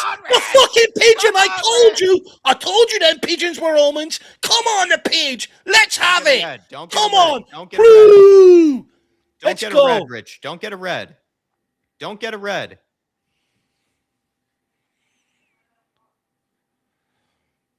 Give Bassey a yellow. Give Bassey a yellow. Come on, Rich. Come on, the pigeon. Give Bassey a yellow.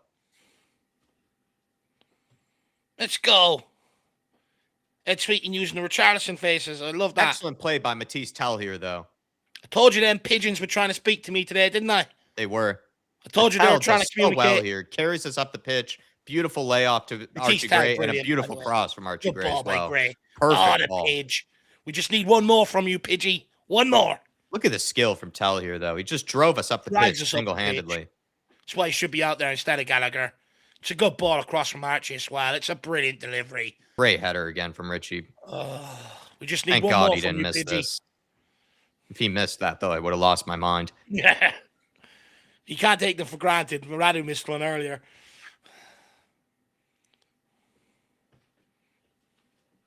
No, he's got himself booked.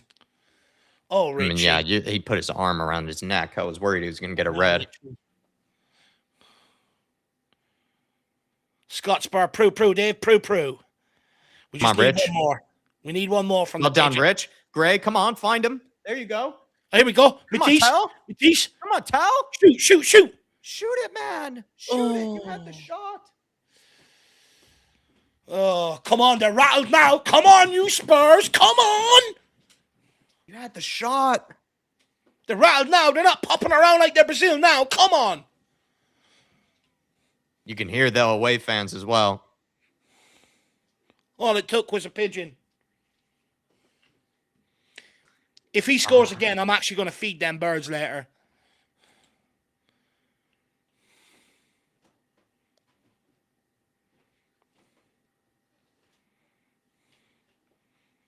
It's not a bad delivery. He's running backwards. He's top notch. Well, come off his hair. Just wish Tell shot that, though, Dave.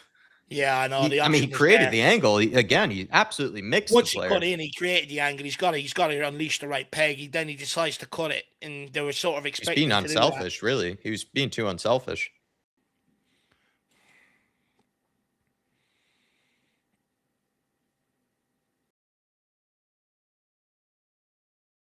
Matisse Tell changing the game. He better start against Palace.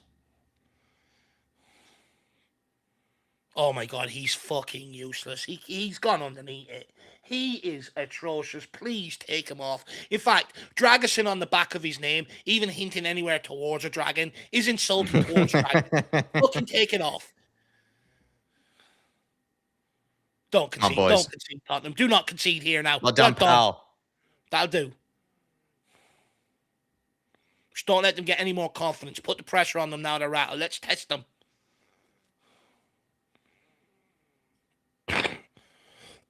Good pressure, Rich. Make him go along. There we go. Vicario, F off. Now you can have it. Don't start taking 15 touches either. You're not annoying. Drag him off. Yeah, exactly. Drag him off. That should be his name.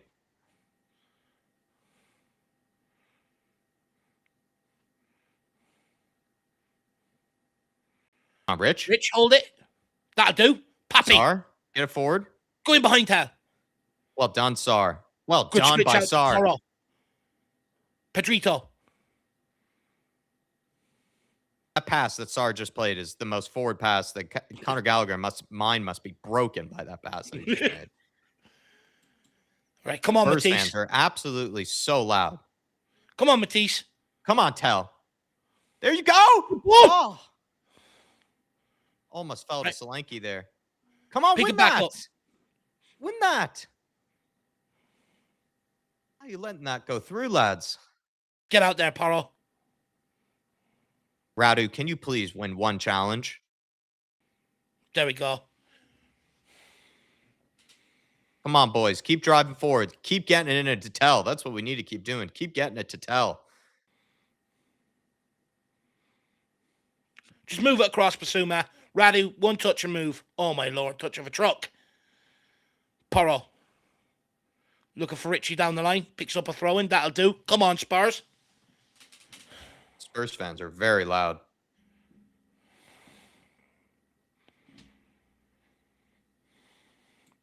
See, it doesn't take much for the Spurs fans to get behind the team.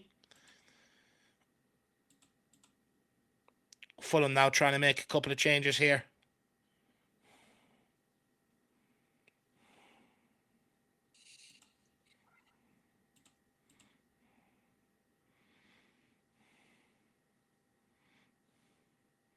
Over the top for Rich.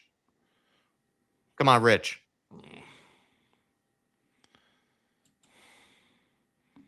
Come on now. Don't get weak knees now. Don't get jelly-like now. Come on, Tottenham. Let's gain some confidence from that goal.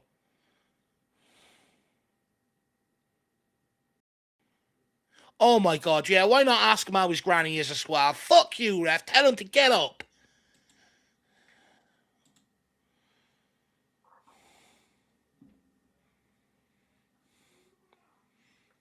Oh, the rest for Sire. Just get the ball to tell you anchors. Absolutely.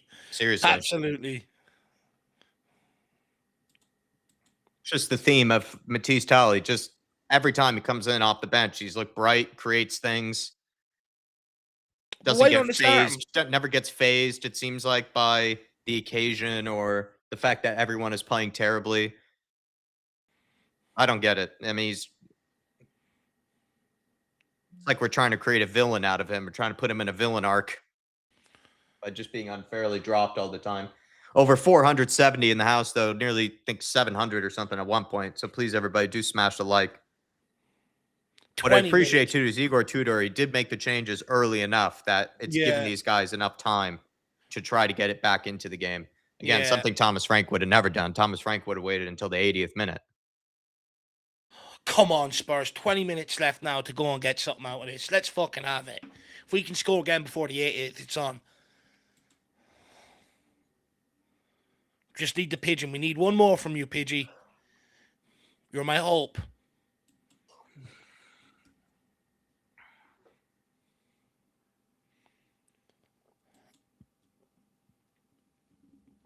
Come on, let's see a 20 minutes of fight here, Spurs.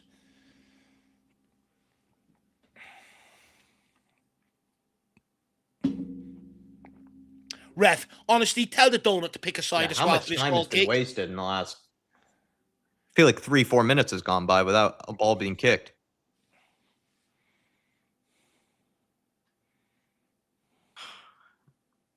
Well done, Sar. Well, Sar. That's more challenges already than Gallagher even won. Ref, he's holding on to him. He's holding on to Richie.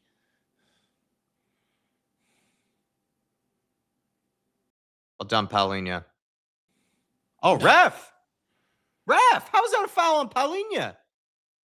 He's just kicked out at him. He tripped and just kicked into him. How is that a foul on Paulinho? He's looking for a VAR check here, Zhao. How is that even a foul on Paulinho? What did Paulinho do? What did he do?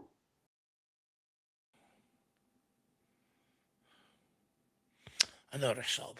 Masters of time wasting. Come on, please. They're trying to kill our momentum. Yeah, how'd they do 2 substitutions? They've done 2 substitutions within a minute of each other. Oh. You're right. Just to waste time, it seems. They could have done both those subs at the same time.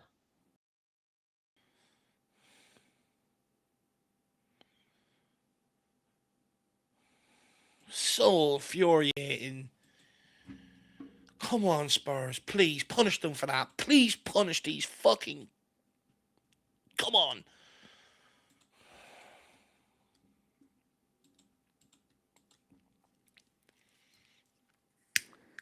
Get close.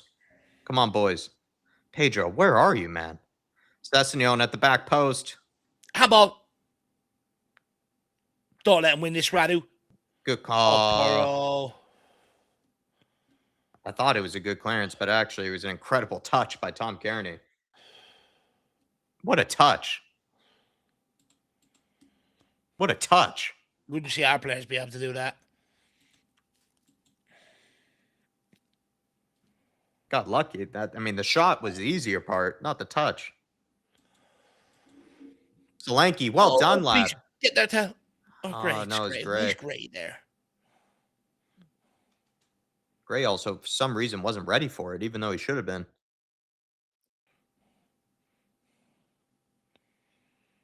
No, no, no, no. Why? We just got the ball back. Oh, we don't help ourselves, do we? Like, they're after wasting 5 minutes there now.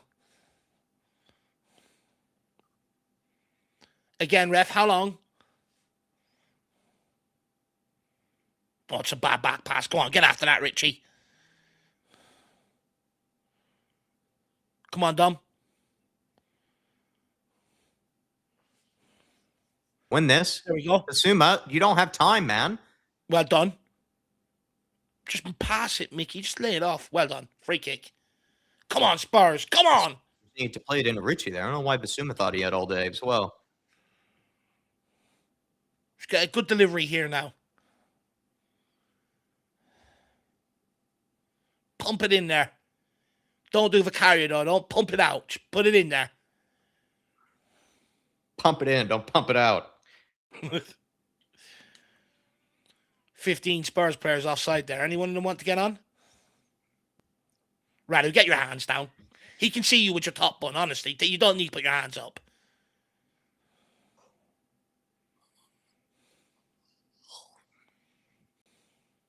Rowdy wins it. Oh!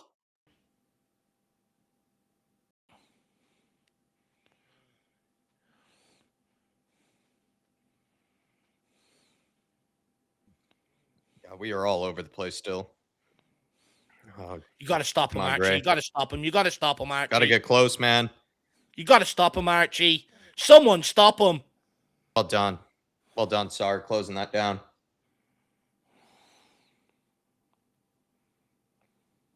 Look at the way they play out here, though. Why can't we ever do this? It's so simple. Just play to a player that's in forward motion, you know, in the same color jersey as you. We just can't do that.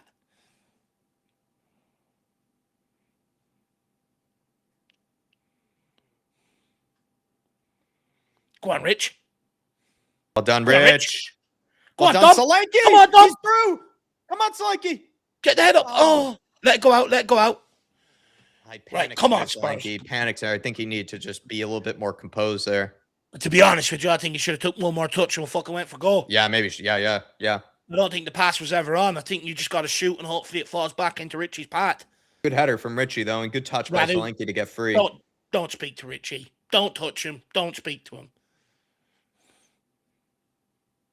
Now he's gone and spoke to Solanke here. Stop talking to them.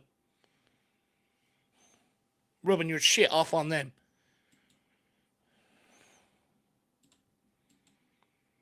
And this? It's a good ball. Oh. Long throw. Radu, it's the only thing you're good for. Get over. Here we go.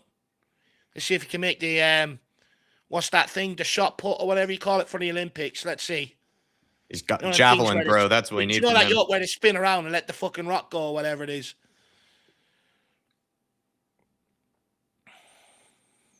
Does he have a career in this? It's not a bad one.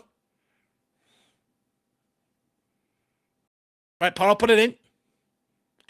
Oh. Win that. Oh, Paulinho was going for a bike.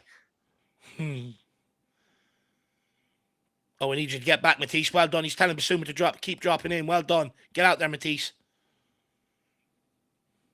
Back post, Muniz. Or Paro, good save, Vicario. Right, release Matisse. Release Matisse. Yeah, we need to get the ball back to Matisse. Good defensive work there from Matisse Tal, by the way, dropping back in there. Yeah.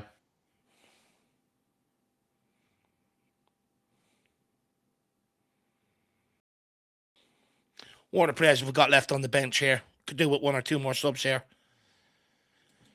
Souza and... Get him on. Get him on for Gray. Got nothing to lose. I don't think there are any other forward players, though.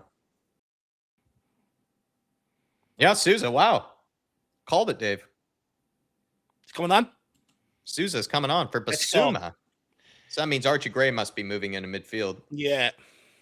Not sure about that one. Let's go, Souza. Maybe him and Matisse Tal can produce something. Well, he wins his first header. Oh, Tal. Matisse Tal, that's him down. Wins his first header. Matisse Tal with the touch of a truck. It's just the story of our season, isn't it?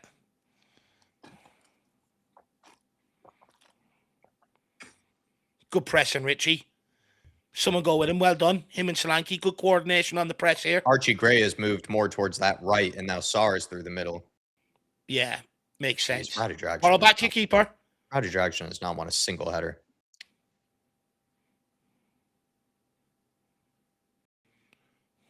Does this go out of play? Okay. Well done. Down Palhinha onto it, Solanke. Anticipate it, Solanke. Anticipate it, man.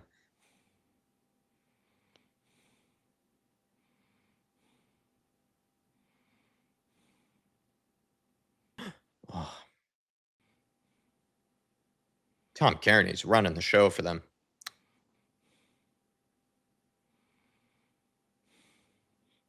Well done, Okay, Tell. well done.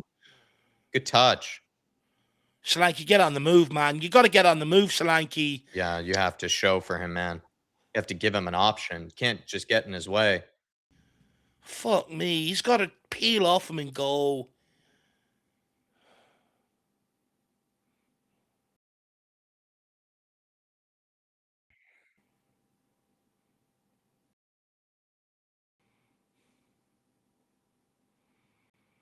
Goal kick. Come on, Spurs.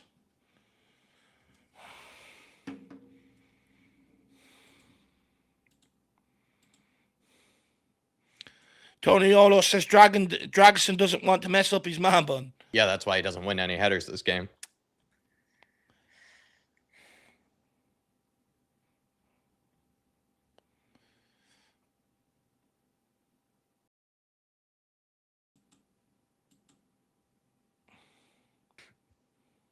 Michael Silver's looking nervous.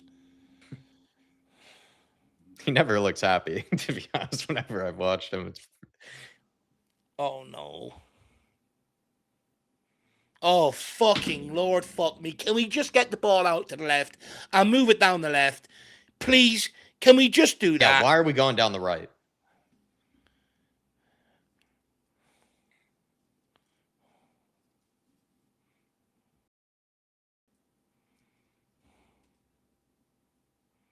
Well done, Radu.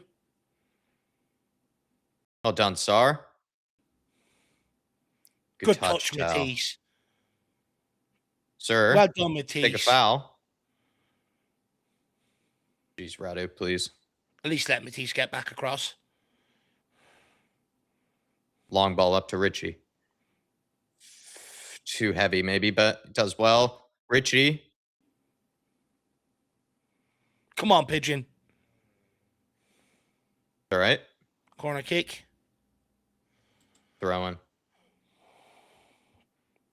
Radu, get man bone across. Come on. 24C. Radu, just stay away from the ball. Seriously. Come on, long throw. Let's go, man. Come on, man bun. Mickey Van der Ven, we need one from you, baby. We need one from you, baby.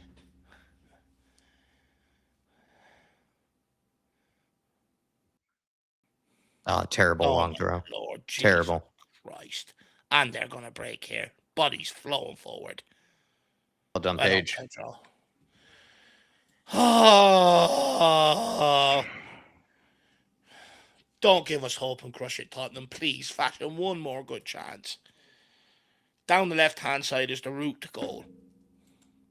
Just get it to Matisse and Sousa, see what they can do. Well done, Rod.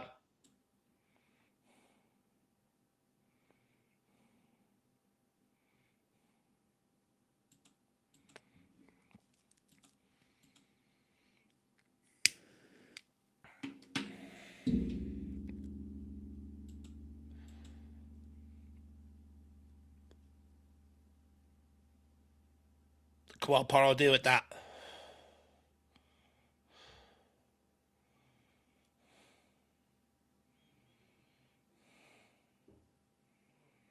Oh, come on, lads. No. What's going on? Come on, lads. Well done, Gray. Pedro. Solanke, man. Why are you moving away from him? His movement has been shocking the last 10 minutes. Yeah, I would say Solanke's had a bad last 10, 15 minutes.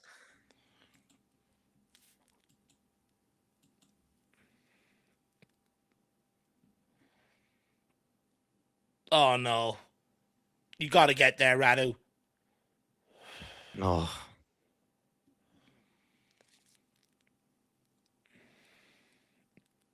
block. Good block. Time, Archie. Oh, time. Composure, man. Composure, Gray. Please. You're just giving it straight back to them. Under no pressure. Oh, no. Well done, sir. Well held, Rich. Sir, ref, sir, you got to give it. You got to give sir. that. Thank you. All right, come on, Tottenham. Come on. Do we have one more in us? 5 minutes to go. Come on, Spurs. Please.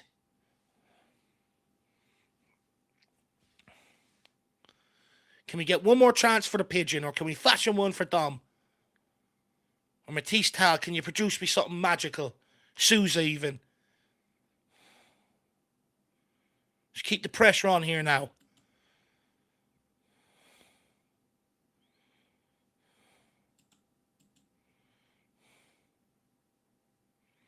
Oh my God. Every time a ball is just bouncing to a player in a white shirt. And can we at least try and get the ball over to left? Since we've created that goal, we haven't gone down there once.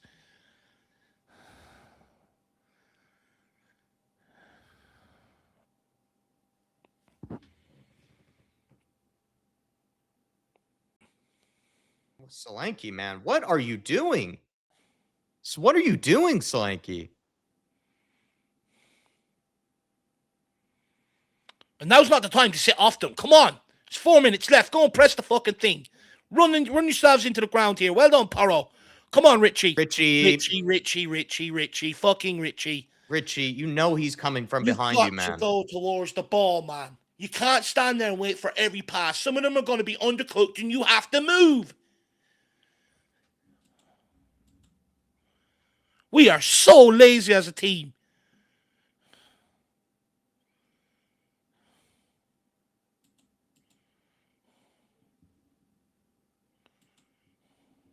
Well done, Palhinha. Gray, you had options, man. Well done, Rich. No, it's too. Well done. Well, sir! Leave it to... Right, go, Sousa. Sousa. Go, Sousa. Play him. Sousa. Good pull back. Sir! Oh, side netting. No. Keep getting the ball out the left. Keep hitting the left. Come on.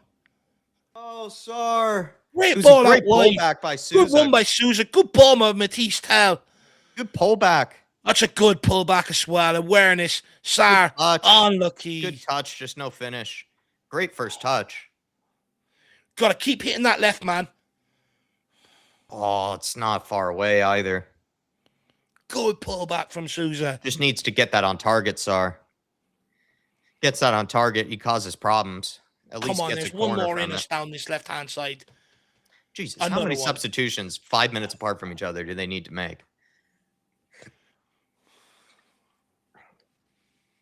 Fuck this guy, Marco Silva. Oh, ref, are we allowing him to get instructions on and everything else here? Come on, ref. Tell him to hurry the fuck on. Danzo's getting readied.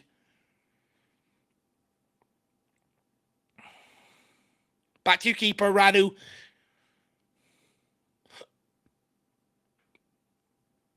Oh, Gray. Radu could have just cleaned that up with a header back to the goalkeeper anyway. Oh, they haven't made the sub yet. So why do we allow Bassi to go across and get instructions then?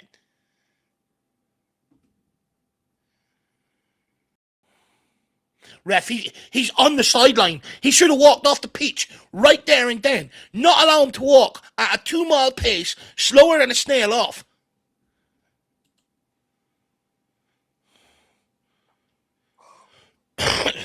Ed Ensign putting Danzo up front. I think that might be his last roll of the dice here. Come on, Super Kev. Yeah, taking a drag off. Can't believe he got 90 minutes. Yeah, that's a crime.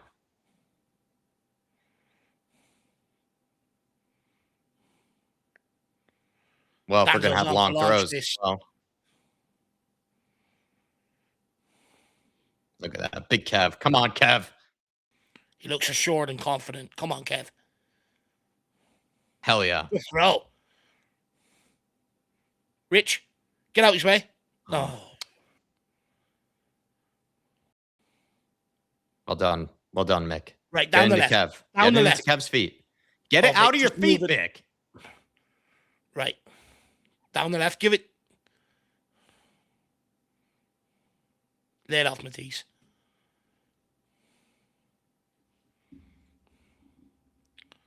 Big Kev.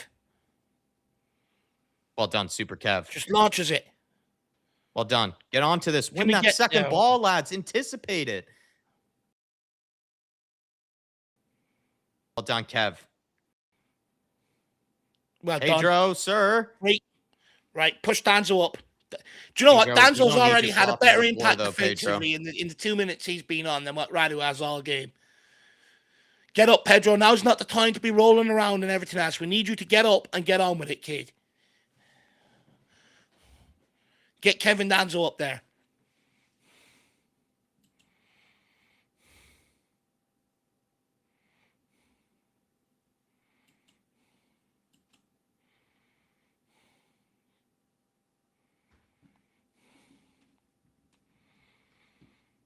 Come on, No, Vic. don't let Vic take it. At least yeah, I was going to say. At least let Porro kick it. Yeah, why isn't Porro taking it? Richie? Why have we not Can won someone anticipate a a second ball? ball? All right, that's ours. Well done, Pedro. Get Big Kev onto it. Get Big Kev onto it. Come on, boys. Right. NBA style. Launch it straight in there. Come on. Last throw of the game. Big human missile. Let's go.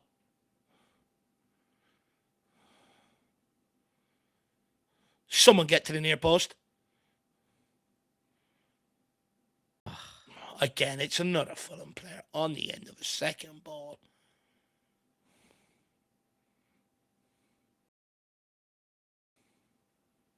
Come on, Sar. Get it down the left side. One touch, Sousa. Well done. Get it to Tell. Come on, Rich. Well done, Rich. Get it in. Sousa. Corner. Well done, Sousa. Right, come on, Spurs. This is it. Come on, lads. This is the chance.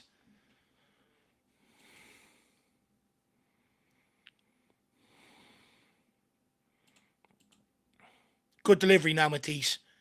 You've had a good impact. We need one more good delivery off your buddy.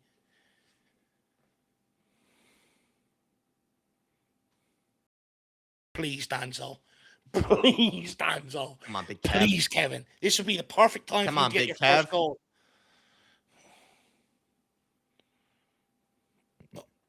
Oh! Get there, Paulinho. That Ref. absolute... Ref. No! How is that a foul on Paulinho? How is that a foul on Paulinho? How has Paulinho fouled him? How on earth could that be? He has possession. I don't believe it. He has possession. I don't believe it. That is one of the worst calls I've ever seen. Oh my God. Oh my God, these referees, man. How? He has the ball. How could he foul him when he has the ball? Honestly, we're playing a different sport at times. We are being refereed at rugby standards or something. We have to be.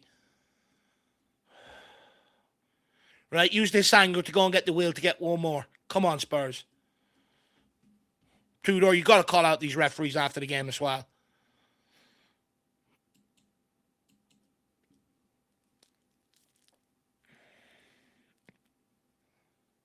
Well done, Kevin Kev. wins another header. He's already won more headers than Radu Dragusin today. Seriously. Ref, he's been bullied in there. That's it, Porro. Get out. Touch. Jesus Christ, Danzo's coming in with some attitude today. Oh, here we go. Come on, Gray. Hold it. Get it out left. Yep.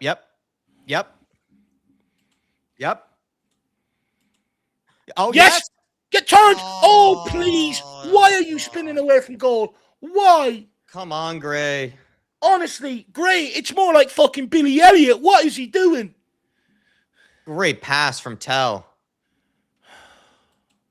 Vic has gone up for this.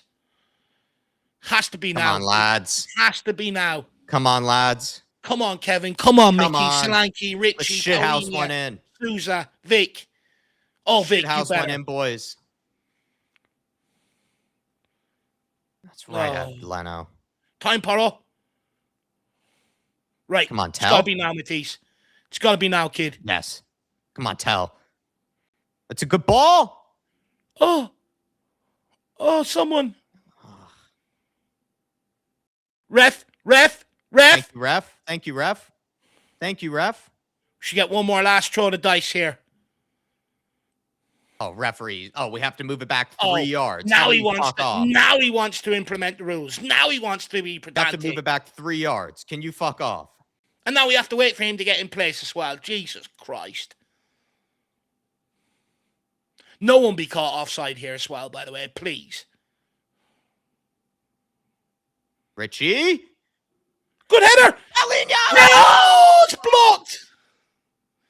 Oh, it's blocked! Oh, fuck it anyway. Oh.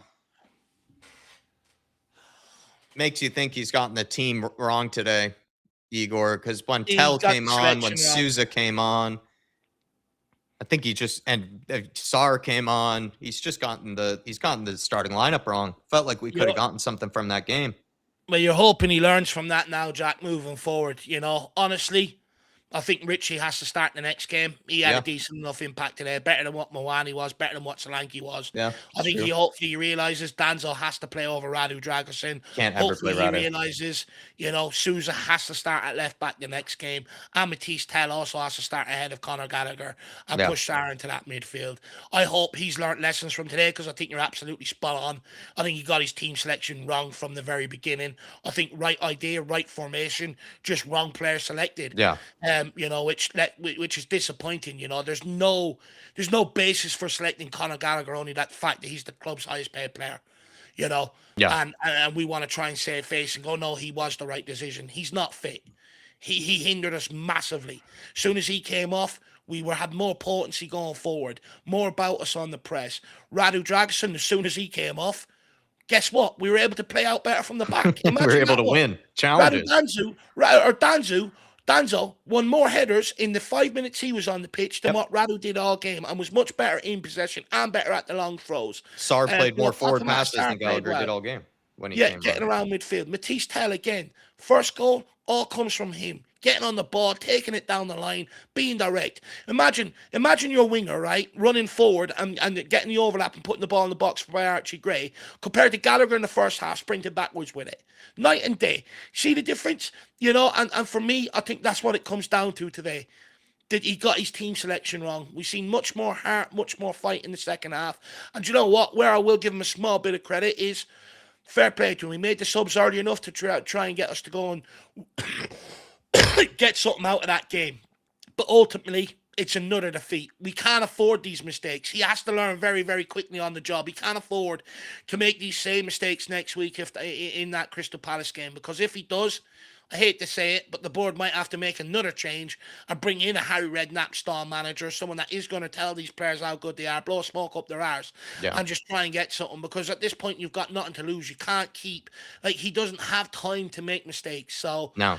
You know, I think that's where the biggest mistake came in today. Is he got the team selection wrong, which is a bit disappointing because he's had, 2 weeks with the team now? Yeah. Should know who his better players are, who's going to provide him that impact. You know, where I get a bit let down by that team selection today from him, Jack, actually is, you know, he speaks about needing to cover distance. It's one of the things he keeps banging on about. Fitness. Why the fuck are you playing Conor Gallagher then? Yeah, he looks like the least fit player in the whole team. Contradictory to your message, right? It's the same as Thomas Frank. Zero dickhead policy brings Basuma back into the fold. Your message is gone. No, I think he got the team selection wrong today, and I don't think he has any excuses now for the next game. Igor Tudor, he's now had 2 games to see these players. He's seen which ones are up for it, which ones are capable, and which ones aren't. I think he can't play Radu Dragusin again. He's now played him 2 games in a row. He's hurt us in both games. Can't play him anymore. He has to play Kevin Danzo. Even if Kevin Danzo isn't fit, find a way around it. Put Archie Gray at center back. He also has to play Sousa now. Sousa looked okay when he came on. He brought balance. He clearly, like I brought up to you, Dave, he's got a bit of pace about him. He can run. He can get up and down. Won his first header. Archie Gray didn't win any headers at fullback today. Yeah, he has to play Sousa. He has to play Tell. He's gotten the team selection wrong.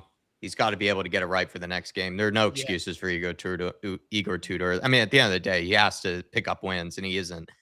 Well, that's. I mean, we were bang awful in the first half. We should have lost this game. In the second half, we grew into the game. We actually started to make Fulham nervous. The moment we scored, we were kind of on top of them. But at the same time, they could have been 3-4 clear Fulham this game. That I think at the end of the day, they deserved the win, but it's got to be better from Igor Tudor's team selection next time out. I think that's the big lesson and takeaway from this. Because to be honest, I feel like the structure, the team shape and everything, I didn't have too many issues with it. It was just the team selection. And it also led to the goals that we actually ultimately conceded. Richarlison played a heavy part in the first goal that we conceded. Archie Gray played a heavy part in the second goal. You would say, too, that guys like Conor Gallagher just offered nothing to the team. Whatever he was supposed to be doing, clearly wasn't doing it. Offered no legs. Sarr at least provided some sort of work rate, was able to win the ball occasionally, played some forward passes. It's not even a high standard that I'm holding these guys to. It's just the simple basics. And Gallagher, Dragic, some of these guys just can't do it. So he has to now learn from that. Igor Tudor. There's no excuses 100%. Now for next game. He has to get the team selection right for the next game. Well, he can't start that same lineup. We were 2-0 down within 35 minutes. Fulham have scored one of the last 16 goals inside the first half. We conceded 2 today inside 35 minutes. And at the end of the day, it all came from a lack of work rate, a lack of hunger, a lack of desire. And that's because, you're playing players that aren't fit. You're carrying players. You're selecting players that just aren't good enough. They are costly. We spoke about Radu Dragic before the game, that he should not be selected at all costs. He is going to cost you games. The mic started with him. The guy's 6'5", 6'6", and he couldn't win a header in there. Didn't win a header all evening long. Yeah. Absolutely shocking. Then when you're thinking about, okay, let's start showing some composure, let's start taking the game to Fulham, the guy's hoofing random balls around the place because he's so erratic and he's already lost his nerve. Danzo comes in. Now look, maybe Danzo wasn't fit enough to start today, but he will be fit enough to start Thursday. He has to play him ahead of him. Now look, that also brings me on to VAR, referees, PGOMOL and Dermot Gallagher as well. I don't want to see him justify this selection and because on Sky this week, because he justified last week's one, and if he justifies it again the other way, I'm going to absolutely lose my mind. They set the standard last week with the goal disallowed to Colin Mawani. Now, realistically, it was set months ago. I think it was actually a goal against West Ham. Mickey van der Ven was pushed, led him to clattering the guy in front of him, and Romero ended up scoring off the back of it. They disallowed it then. They allowed one to Ekitike against Liverpool for a push on the back against Romero. They gave them the goal. Then we get one disallowed at a crucial stage in the North London Derby last week to get 2-2 back into the game. Disallowed. This guy today had more of a push on Radu Dragic than what Mawani did on Gabriel, and it's not given in the overrule. The only consistency in their decisions is constantly against Spurs. It feels like fuck the rule book, scrap the rule book. It doesn't matter when it comes to Tottenham.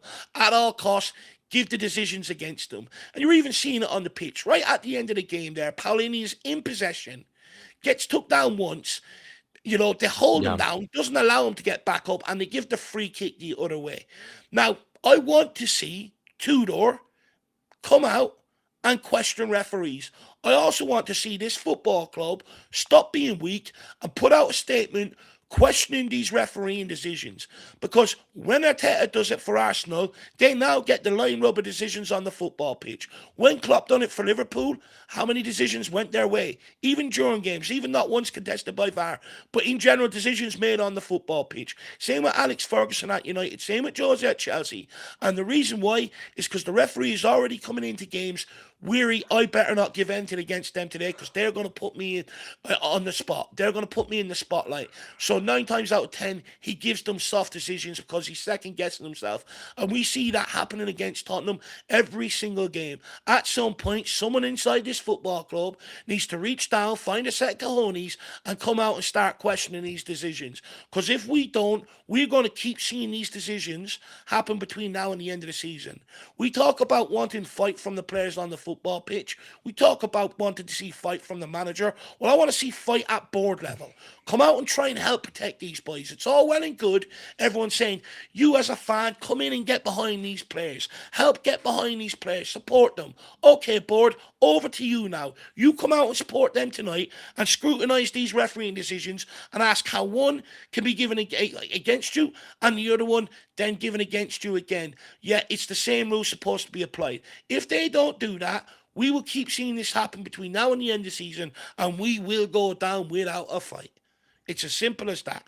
So 2 things today from my thing is, let's see what the club do after today's game, whether they're going to scrutinise these decisions or allow it to happen, which if they do, everyone inside the club is going to give up. Tudor will give up, the players will give up. And also, Tudor's team selection Thursday night. I don't want to see him picking players that have made mistakes in these last couple of games for him. I don't want to see Gallagher on that pitch. He moves around like a hippopotamus. I don't want to see Radu Dragusin. The guy is a tennis player, not a football player. And he has to bring Matisse Tell, Sarr, and Sousa into the lineup Thursday night. I mean, some of these decisions are the difference between points, for us that we desperately need at the minute. Like, even think of that decision just randomly, right? The Bentancur penalty that we saw with Dan Burn. Who knows? Maybe we end up winning that game, because that was one of the goals that they ended up scoring, Newcastle, and we came back to then tie it 2-2. But some of these decisions at the end of the day could be the difference between a point and 3 points, or 1 point and no points, which we desperately need. It's not in any way an excuse for where we are in this league, but it could be the difference between us surviving and going down, really, with some of these decisions that we're not getting, of course. Yeah. And then when it comes to, I would say, Conor Gallagher and Radu Dragusin, I mean, they are just deliberately hurting us at this point. Like, Conor Gallagher was played as this auxiliary right mid / extra midfielder, kind of something that we saw Thomas Frank do, which we also criticized. He did that with Bergvall, where he played him as like an extra midfielder that was pretending more or less to be a winger at times, but we all knew it wasn't really what he was being instructed to do. It's just he was supposed to positionally be over there just to technically balance things out. But just like with Bergvall, he's just offering nothing out there. He's not a real winger. Whereas you bring on a real winger like Matisse Tell, all of a sudden you see a massive difference with the team selection. And actually, in Igor Tudor's case, he should have learned from that with Thomas Frank. It just doesn't work with this team. Can't put Conor Gallagher out on the wing. Can't put any midfielder out there. Play the wingers that you have. Thomas Frank made the mistake in the past where he had Matisse Tell and Odebear, and he would leave them both on the bench and instead would play someone like Bergvall out on the wing. Igor Tudor has done a version of that tonight. Can't do it again. Has to play Matisse Tell. Has to play Sousa. Sousa, in the very brief spells that we've seen of him, I think has actually done enough to at least warrant a start, especially in some of these games that, again, aren't North London derbies, aren't really massive games that you wonder if he's really somebody that can go into that sort of type of affair, that sort of occasion. These are just games against Fulham and Crystal Palace, must-win games. You have to play the guys that look like some of your best players right now. And Sousa does. Tell does. Richarlison, once again, even though his hold-up play and everything is atrocious to watch, he finds a way to score, Richarlison. Like I said to you before, Dave, he's almost this year's Brennan Johnson, where he finds a way to score. Even if he offers very little apart from that, we need a guy who can score a goal. He finds a way to score a goal no matter what. The reason why he's scoring goals now, Jack, is because he tries. He's given us the bare minimum. Which is a bad indictment for everybody else. The fact that this guy's scoring just off sheer will, just off sheer, keep trying. Even if he gives away the ball, even if he's clumsy all the time, he just keeps going, keeps trying. And I think some of these players could take some of that heart and spirit from Richarlison, actually, and use it for themselves. I think there's also a fair question. Did we look better in possession and creating chances when Xavi Simons came off the pitch? Yeah, no, I mean, he offered nothing today. He's not holding it up. He's not making brain-dead decisions. There at one stage today, he had a simple pass out to the right-hand side for Porro, turns back in, then turns back out to play the ball. By then, he's already marked. It's like, it's too late. So I think there's also a fair question. Did we look better, more better going forward without Xavi Simons? I think it's something we might have to discuss this week. Yeah, that is a fair point. That's probably going to get brought up. You can't play Conor Gallagher. Have to question what Xavi Simons is doing. In these must-win games, we bought him for all that money, for Christ's sake. He should be the guy that's carrying us. He should be the guy that's being that chief creator, but just simply wasn't in this game. He actually looked pretty lost and hasn't been a guy that you can really rely on.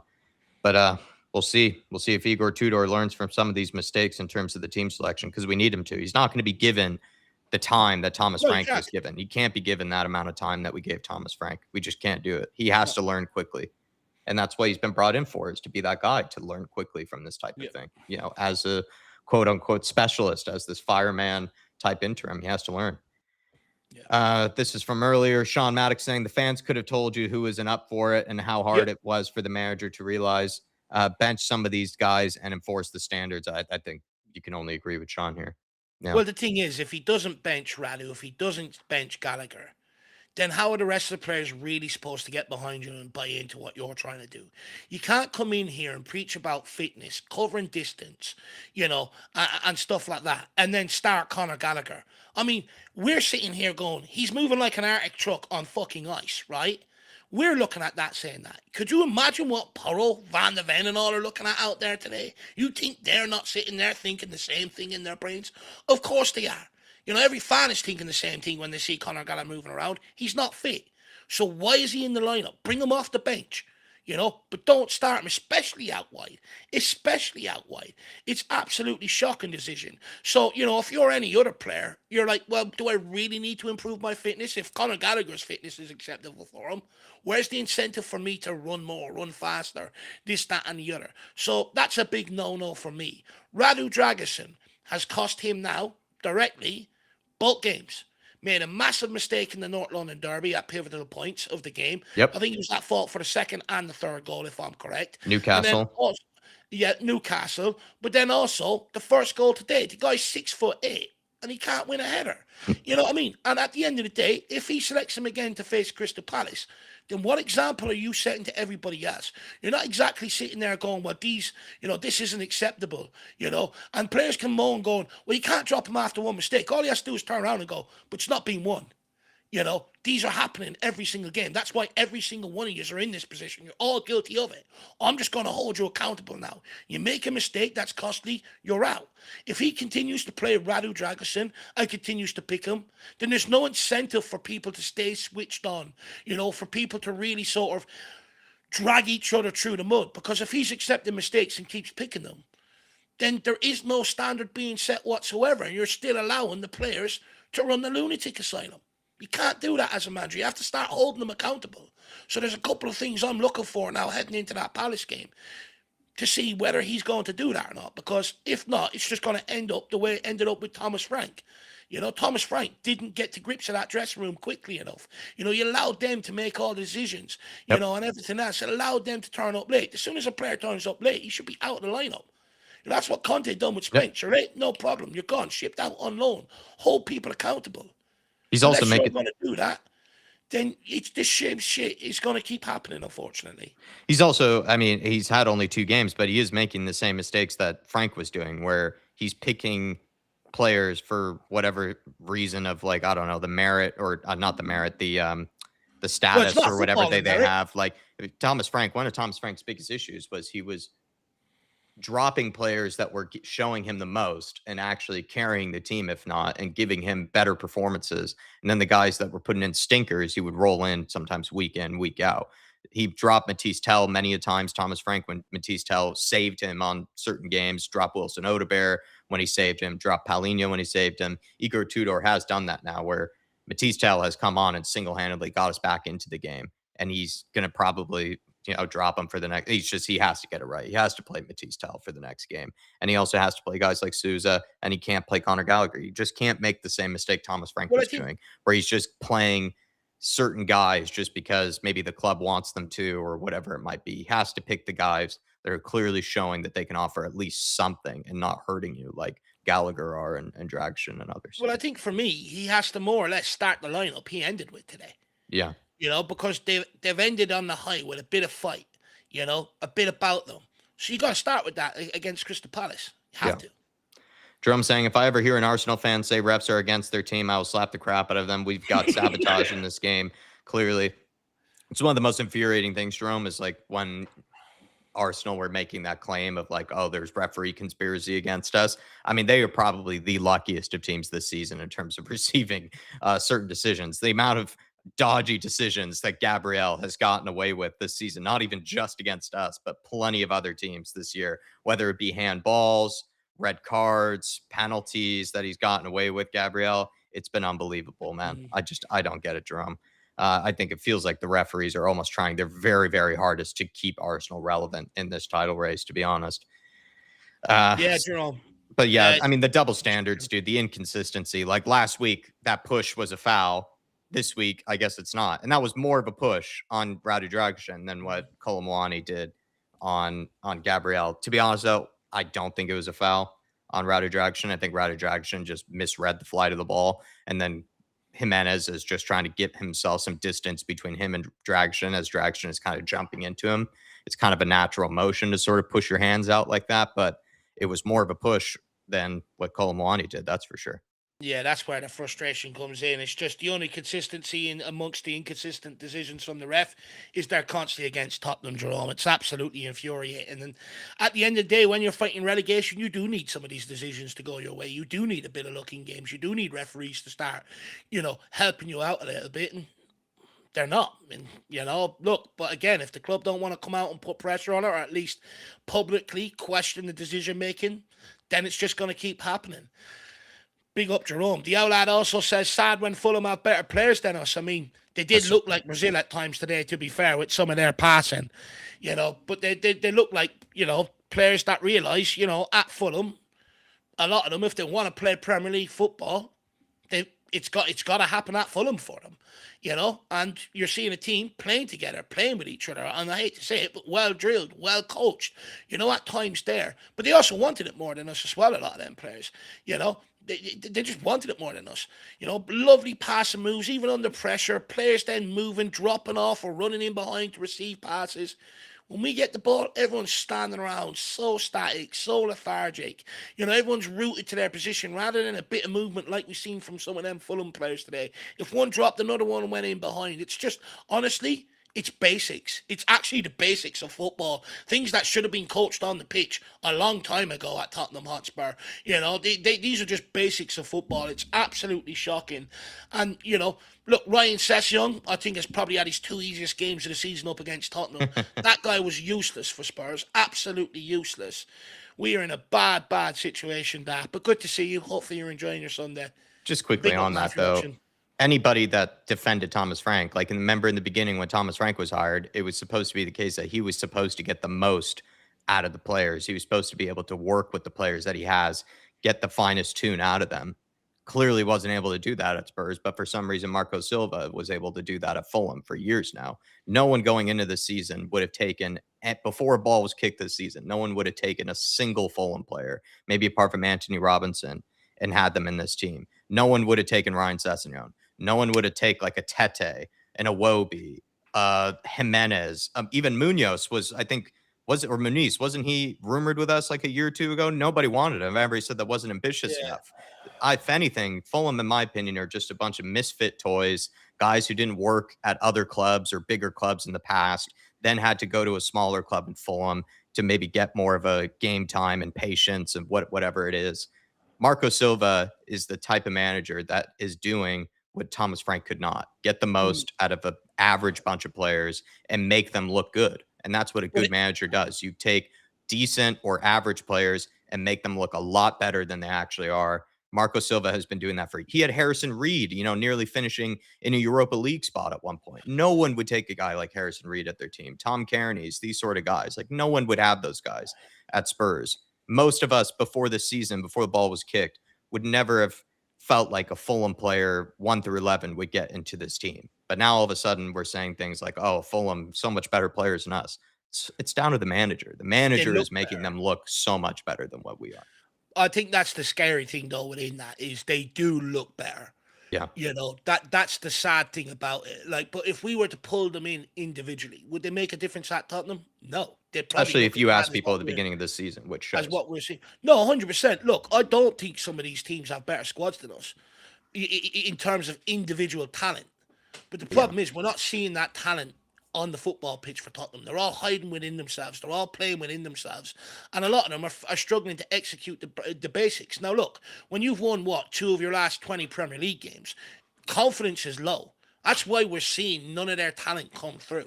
It's a huge problem. The fact that a lot of their confidence is on the floor. You can see it. Yeah. A lot of them are questioning their decision making. A lot of them are just hitting long balls now rather than actually trying to play. They are hiding, and that's I think, to my old lad's point, I think that's where we should be hugely concerned. The fact that these players are looking better than what we've got. And my old lad's not the only one saying it. There's a lot of people out there. I know a saying lot of people believe this. And it seems to be a common thing this season, and that's the point. Like, when are our players actually going to show up and show their talent, show what they've got, actually show some pride within themselves? That's fair. And go, do you know what? They're not better than us. Let's go out and fucking show ourselves today. But we do not see that, and that is worrying. It's bad when we're sitting here saying we would take half of Fulham's team over what we've got, half of Palace's team over what we've got, half of fucking Brentford's team over what we've got. Yeah. It's a huge concern, and that's where the concern is. I just think Marco Silva is doing what everyone expected Thomas Frank to be doing. Yeah, that's where I'm at with it. Marco Silva is a good manager. Yeah. He's proved himself at Watford. He came in, he done well with them, done well with Everton, with Fulham. Every team he's been at, he gets them to play football regardless of the players he's got available to him, which I do think. But that's where our biggest problem was, and we all know this, hiring Thomas Frank in the summer. We look at a squad now that look unfit, uninterested. But that's because the club allowed Thomas Frank to go on for so long. As soon as they realised that and seen that, they should have changed it earlier. Yeah. They left it too late. Yeah, I agree. Paul Brown saying, Stavely, her husband, consortium led by Daniel Levy incoming. Yeah, I've seen that today.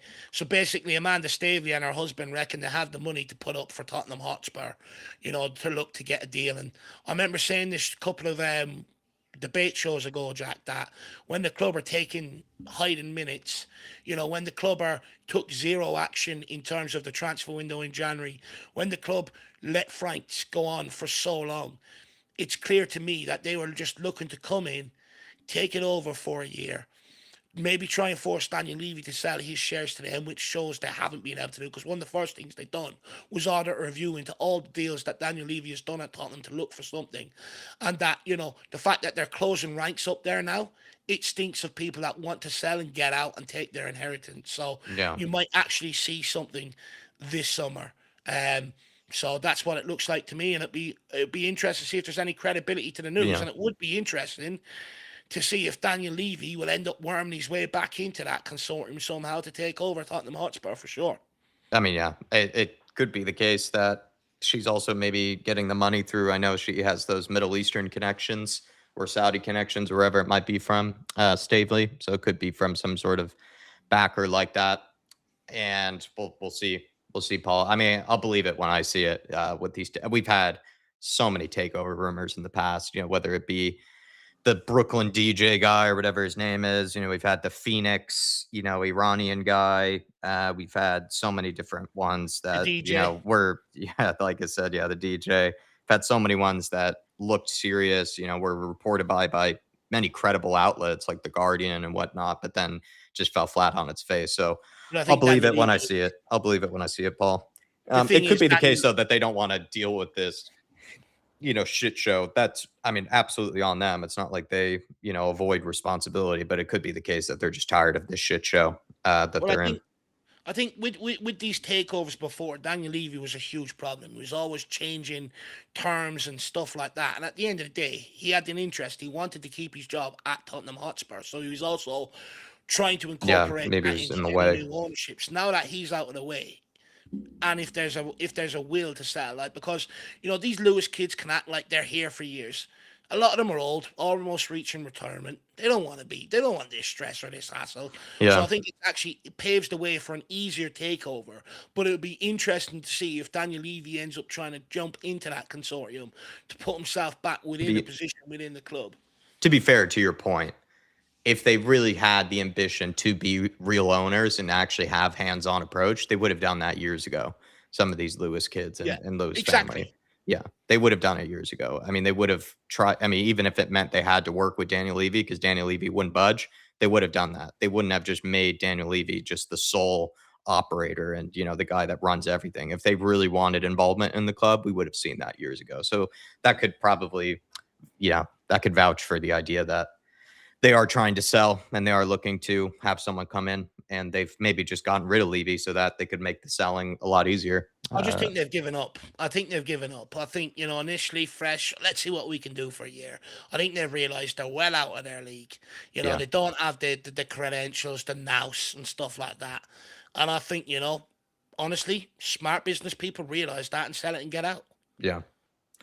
And then Tony Yolo saying, why is Gallagher out of shape? We got no pros.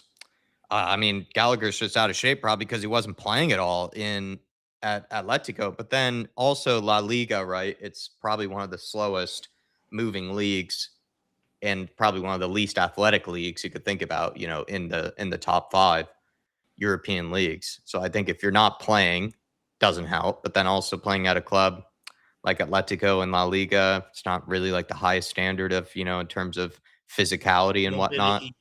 Distance covered. Yeah. So I think it's not a good transition from that league to the Premier League, especially when you maybe weren't getting a lot of game time either, to be perfectly honest. What's frustrating about it though, Tony, is as much as Gallagher is absolutely atrocious in possession, all he does is pass sideways or backwards. He's incapable of a forward pass.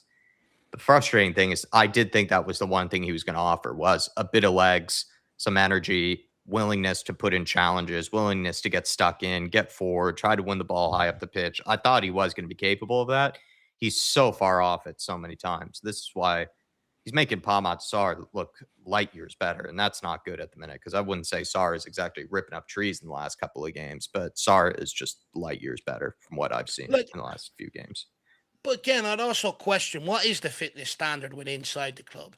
I'm not being funny. When we had Pochettino, everyone was moaning about the regime under Conte and stuff like that and under Ange and stuff. But when we had Pochettino, them players were the fittest I've ever seen a Tottenham team in the Premier League. And it was notorious. You heard players complaining about it, coming back from injury and stuff. You had to meet certain running metrics and stuff like that during the week to even be considered in contention for selection on the weekend, which meant everyone was at their optimal best. Everyone was at their optimal peak. And we've seen that, replicated in performances on the football pitch. You go back and look under Poch, amount of games we went on to win in second half purely because we were fitter than everybody else, had more energy and stuff like that.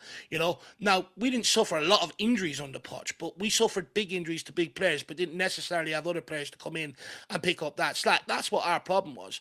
But under Jose, we suffered a lot of injuries. He had to run around an apartment block with end on fucking belly. You know what I mean? It's unheard of. Under Nuno, players didn't look fit. Conte came in, tried to get them fit again. And to his credit, he finished fourth in his first season and left the club when they were in fourth. And then since then you look at it, the amount of injuries we have. How much of that is down to these players not being fit enough for what's demanded of them in the Premier League?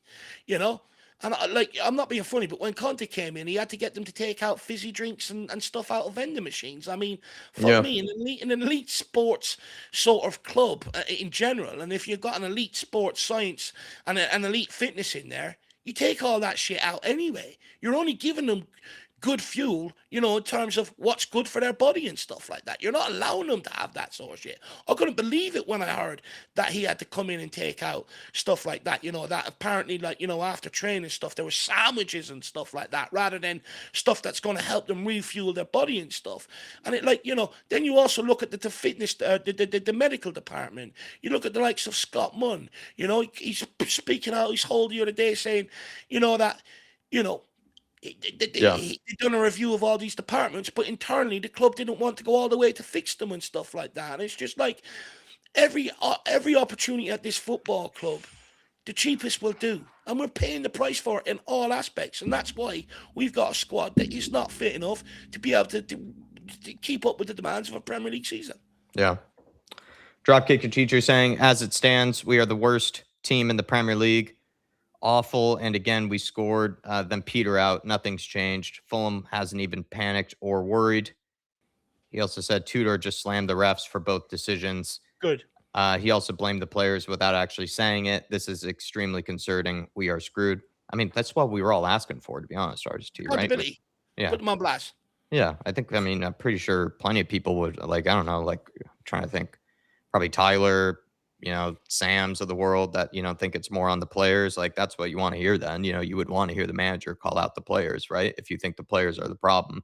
And then also, when it comes to referees, we've been asking managers in the club to do that for years now at this stage. Like, and finally it's come from someone. It comes from an interim manager of all people that's only managed 2 Premier League games, and he's already calling out the referees. So, I mean, I don't think it means we're screwed, to be honest. Dropkick or teacher. I think it's, if anything, it probably might help us. The fact that he's called out the refs and the fact that he's maybe calling out the players a bit probably will help us. And No, then, 100%. I fully agree, Jack. I think, I've been asking for this all season long. Someone going to come out and put these decisions on blast. But, like, fair play to Tudor. I'm glad he's done it.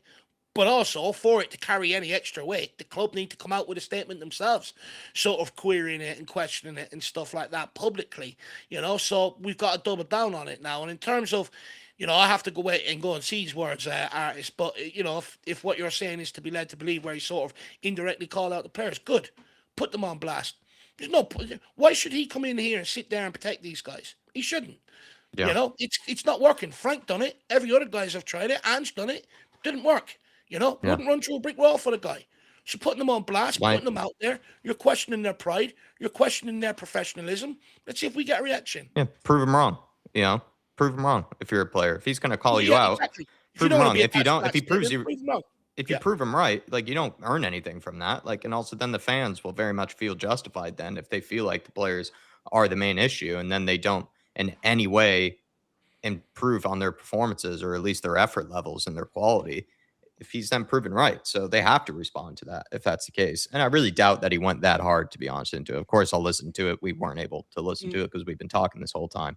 And then on us being the worst team in the Premier League, listen, man, I've felt that way since November under Thomas Frank. I mean, Dave and I were, lots of people are saying, oh, give him time, give him time, give him time. It's like, we've literally lost to everybody in the Premier League. We had 2 wins in 16 games under Thomas Frank. In January, we played all the easiest teams in the Premier League. That was the best time to avoid the situation that we were in January. Thomas Frank didn't pick up a single win in that January period against the easiest teams in the Premier League. And they all looked better than us, most of those teams in that January run of fixtures. That was so easy. We should have picked up 15 points probably from that period. And we got, I think it was like 6 or 5 or something, mostly draws and then losses. I knew from then that we were one of the worst teams in the Premier League. But I don't think on paper, when you look at the actual players that we have, I don't think we are. But I think the manager is honestly absolutely crushed the confidence levels of these players. And it seems like the players, by being in this position again, of being in 17th in the league, 16th in the league, it seems like they're now downing tools, to be perfectly honest. Well, I go back to what I said back in October, or was it end of September? I think people laughed at me at the time, thinking I was joking. But I said, guys, we're shit. We can't score goals. We're making mistakes left, right, and centre. Strap in. It's gonna be ups and downs. It's gonna be a long, long, hard season. It's gonna be a dogfight every single game. We don't have the quality, to be able to play through teams, and it's gonna be a dogfight. And well, here we are. And RST also sort of follows up and says about his point is about the players' attitude. They won't like that. I do get what you're saying, but the thing is, there's nowhere for them to hide now. Yeah, nothing to If lose. they don't like that and they down tools, they're going to be ridiculed by media, by fans, by pundits and stuff like that. And none of them will get a big move in the English game again off the back of it. None of them. No. So there's nowhere for them to hide. And I think, at the end of the day, Frank protected a lot of them. Didn't work. Ange protected a lot of them. Didn't work.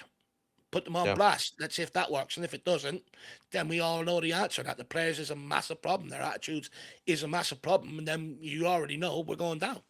I mean, Igor Tudor has nothing to lose, Artist T. Like, he's only here for a short time anyways. He's not here for a long tenure where he's going to be with these guys for an extended period of time. His whole job, his purpose is to win football games and in order to, keep us up in the Premier League.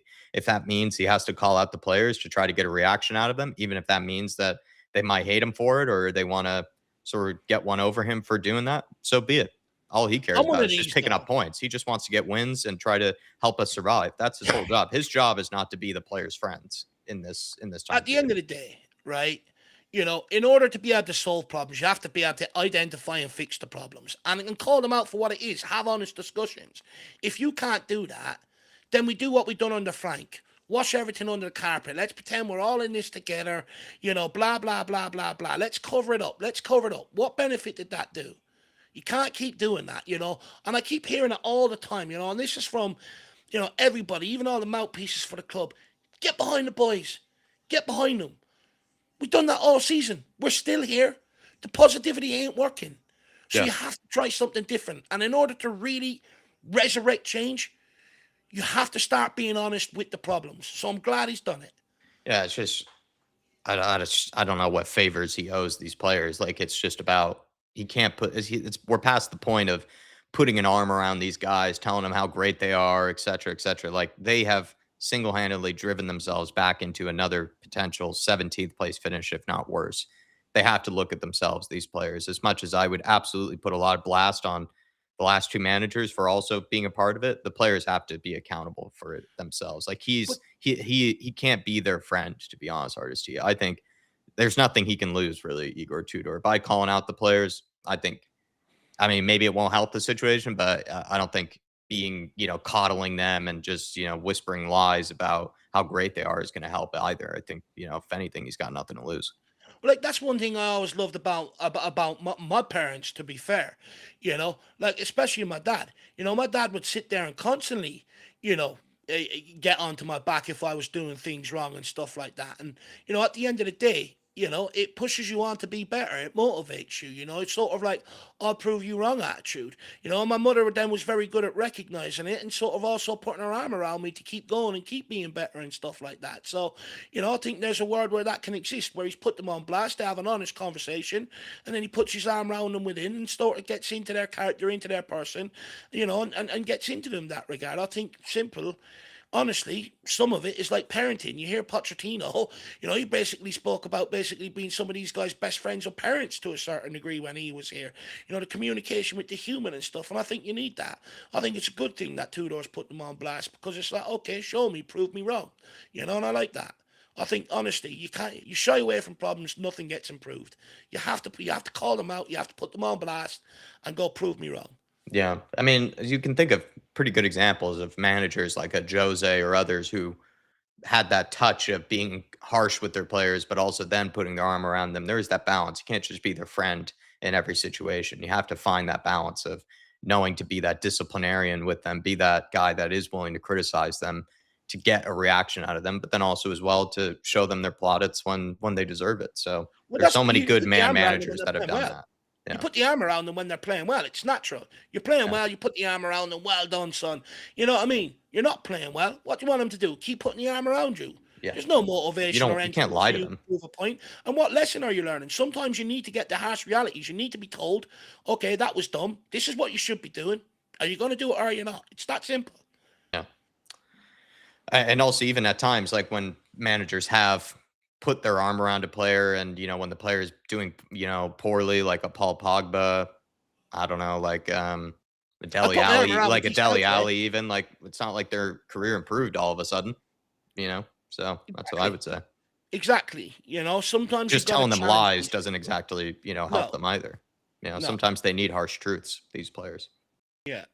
Spot on. Well, everybody, I think we'll leave it there.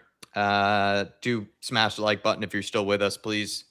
Just helps improve, the reach that we can have, with the channel, and just, thanks for coming over our little neck of the YouTube woods and supporting us. And it was a must-win game. Absolutely shit the bed once again. Maybe saw something in the second half to potentially cling on to and get behind. But Igor Tudor, he has to get things right this Thursday. We're very, very lucky as well, of course, that every other team that we're competing with at the bottom end of the table has dropped points. So I guess we could just chalk off another week maybe, but this was a good chance to at least get something. Because even if we got a draw, that's then what would have been 6 points between us and West Ham, which we could really use. So have to move on to the next game. Hopefully pick up a win against Palace and see where it goes from there. Yeah, Palace Thursday night. It's a big, big game. That they're also a team that are not in great form. A lot of problems at their football club. Let's see whose is worse. Thursday night will tell us. Yeah. See you All then, right, everybody. Have a good one.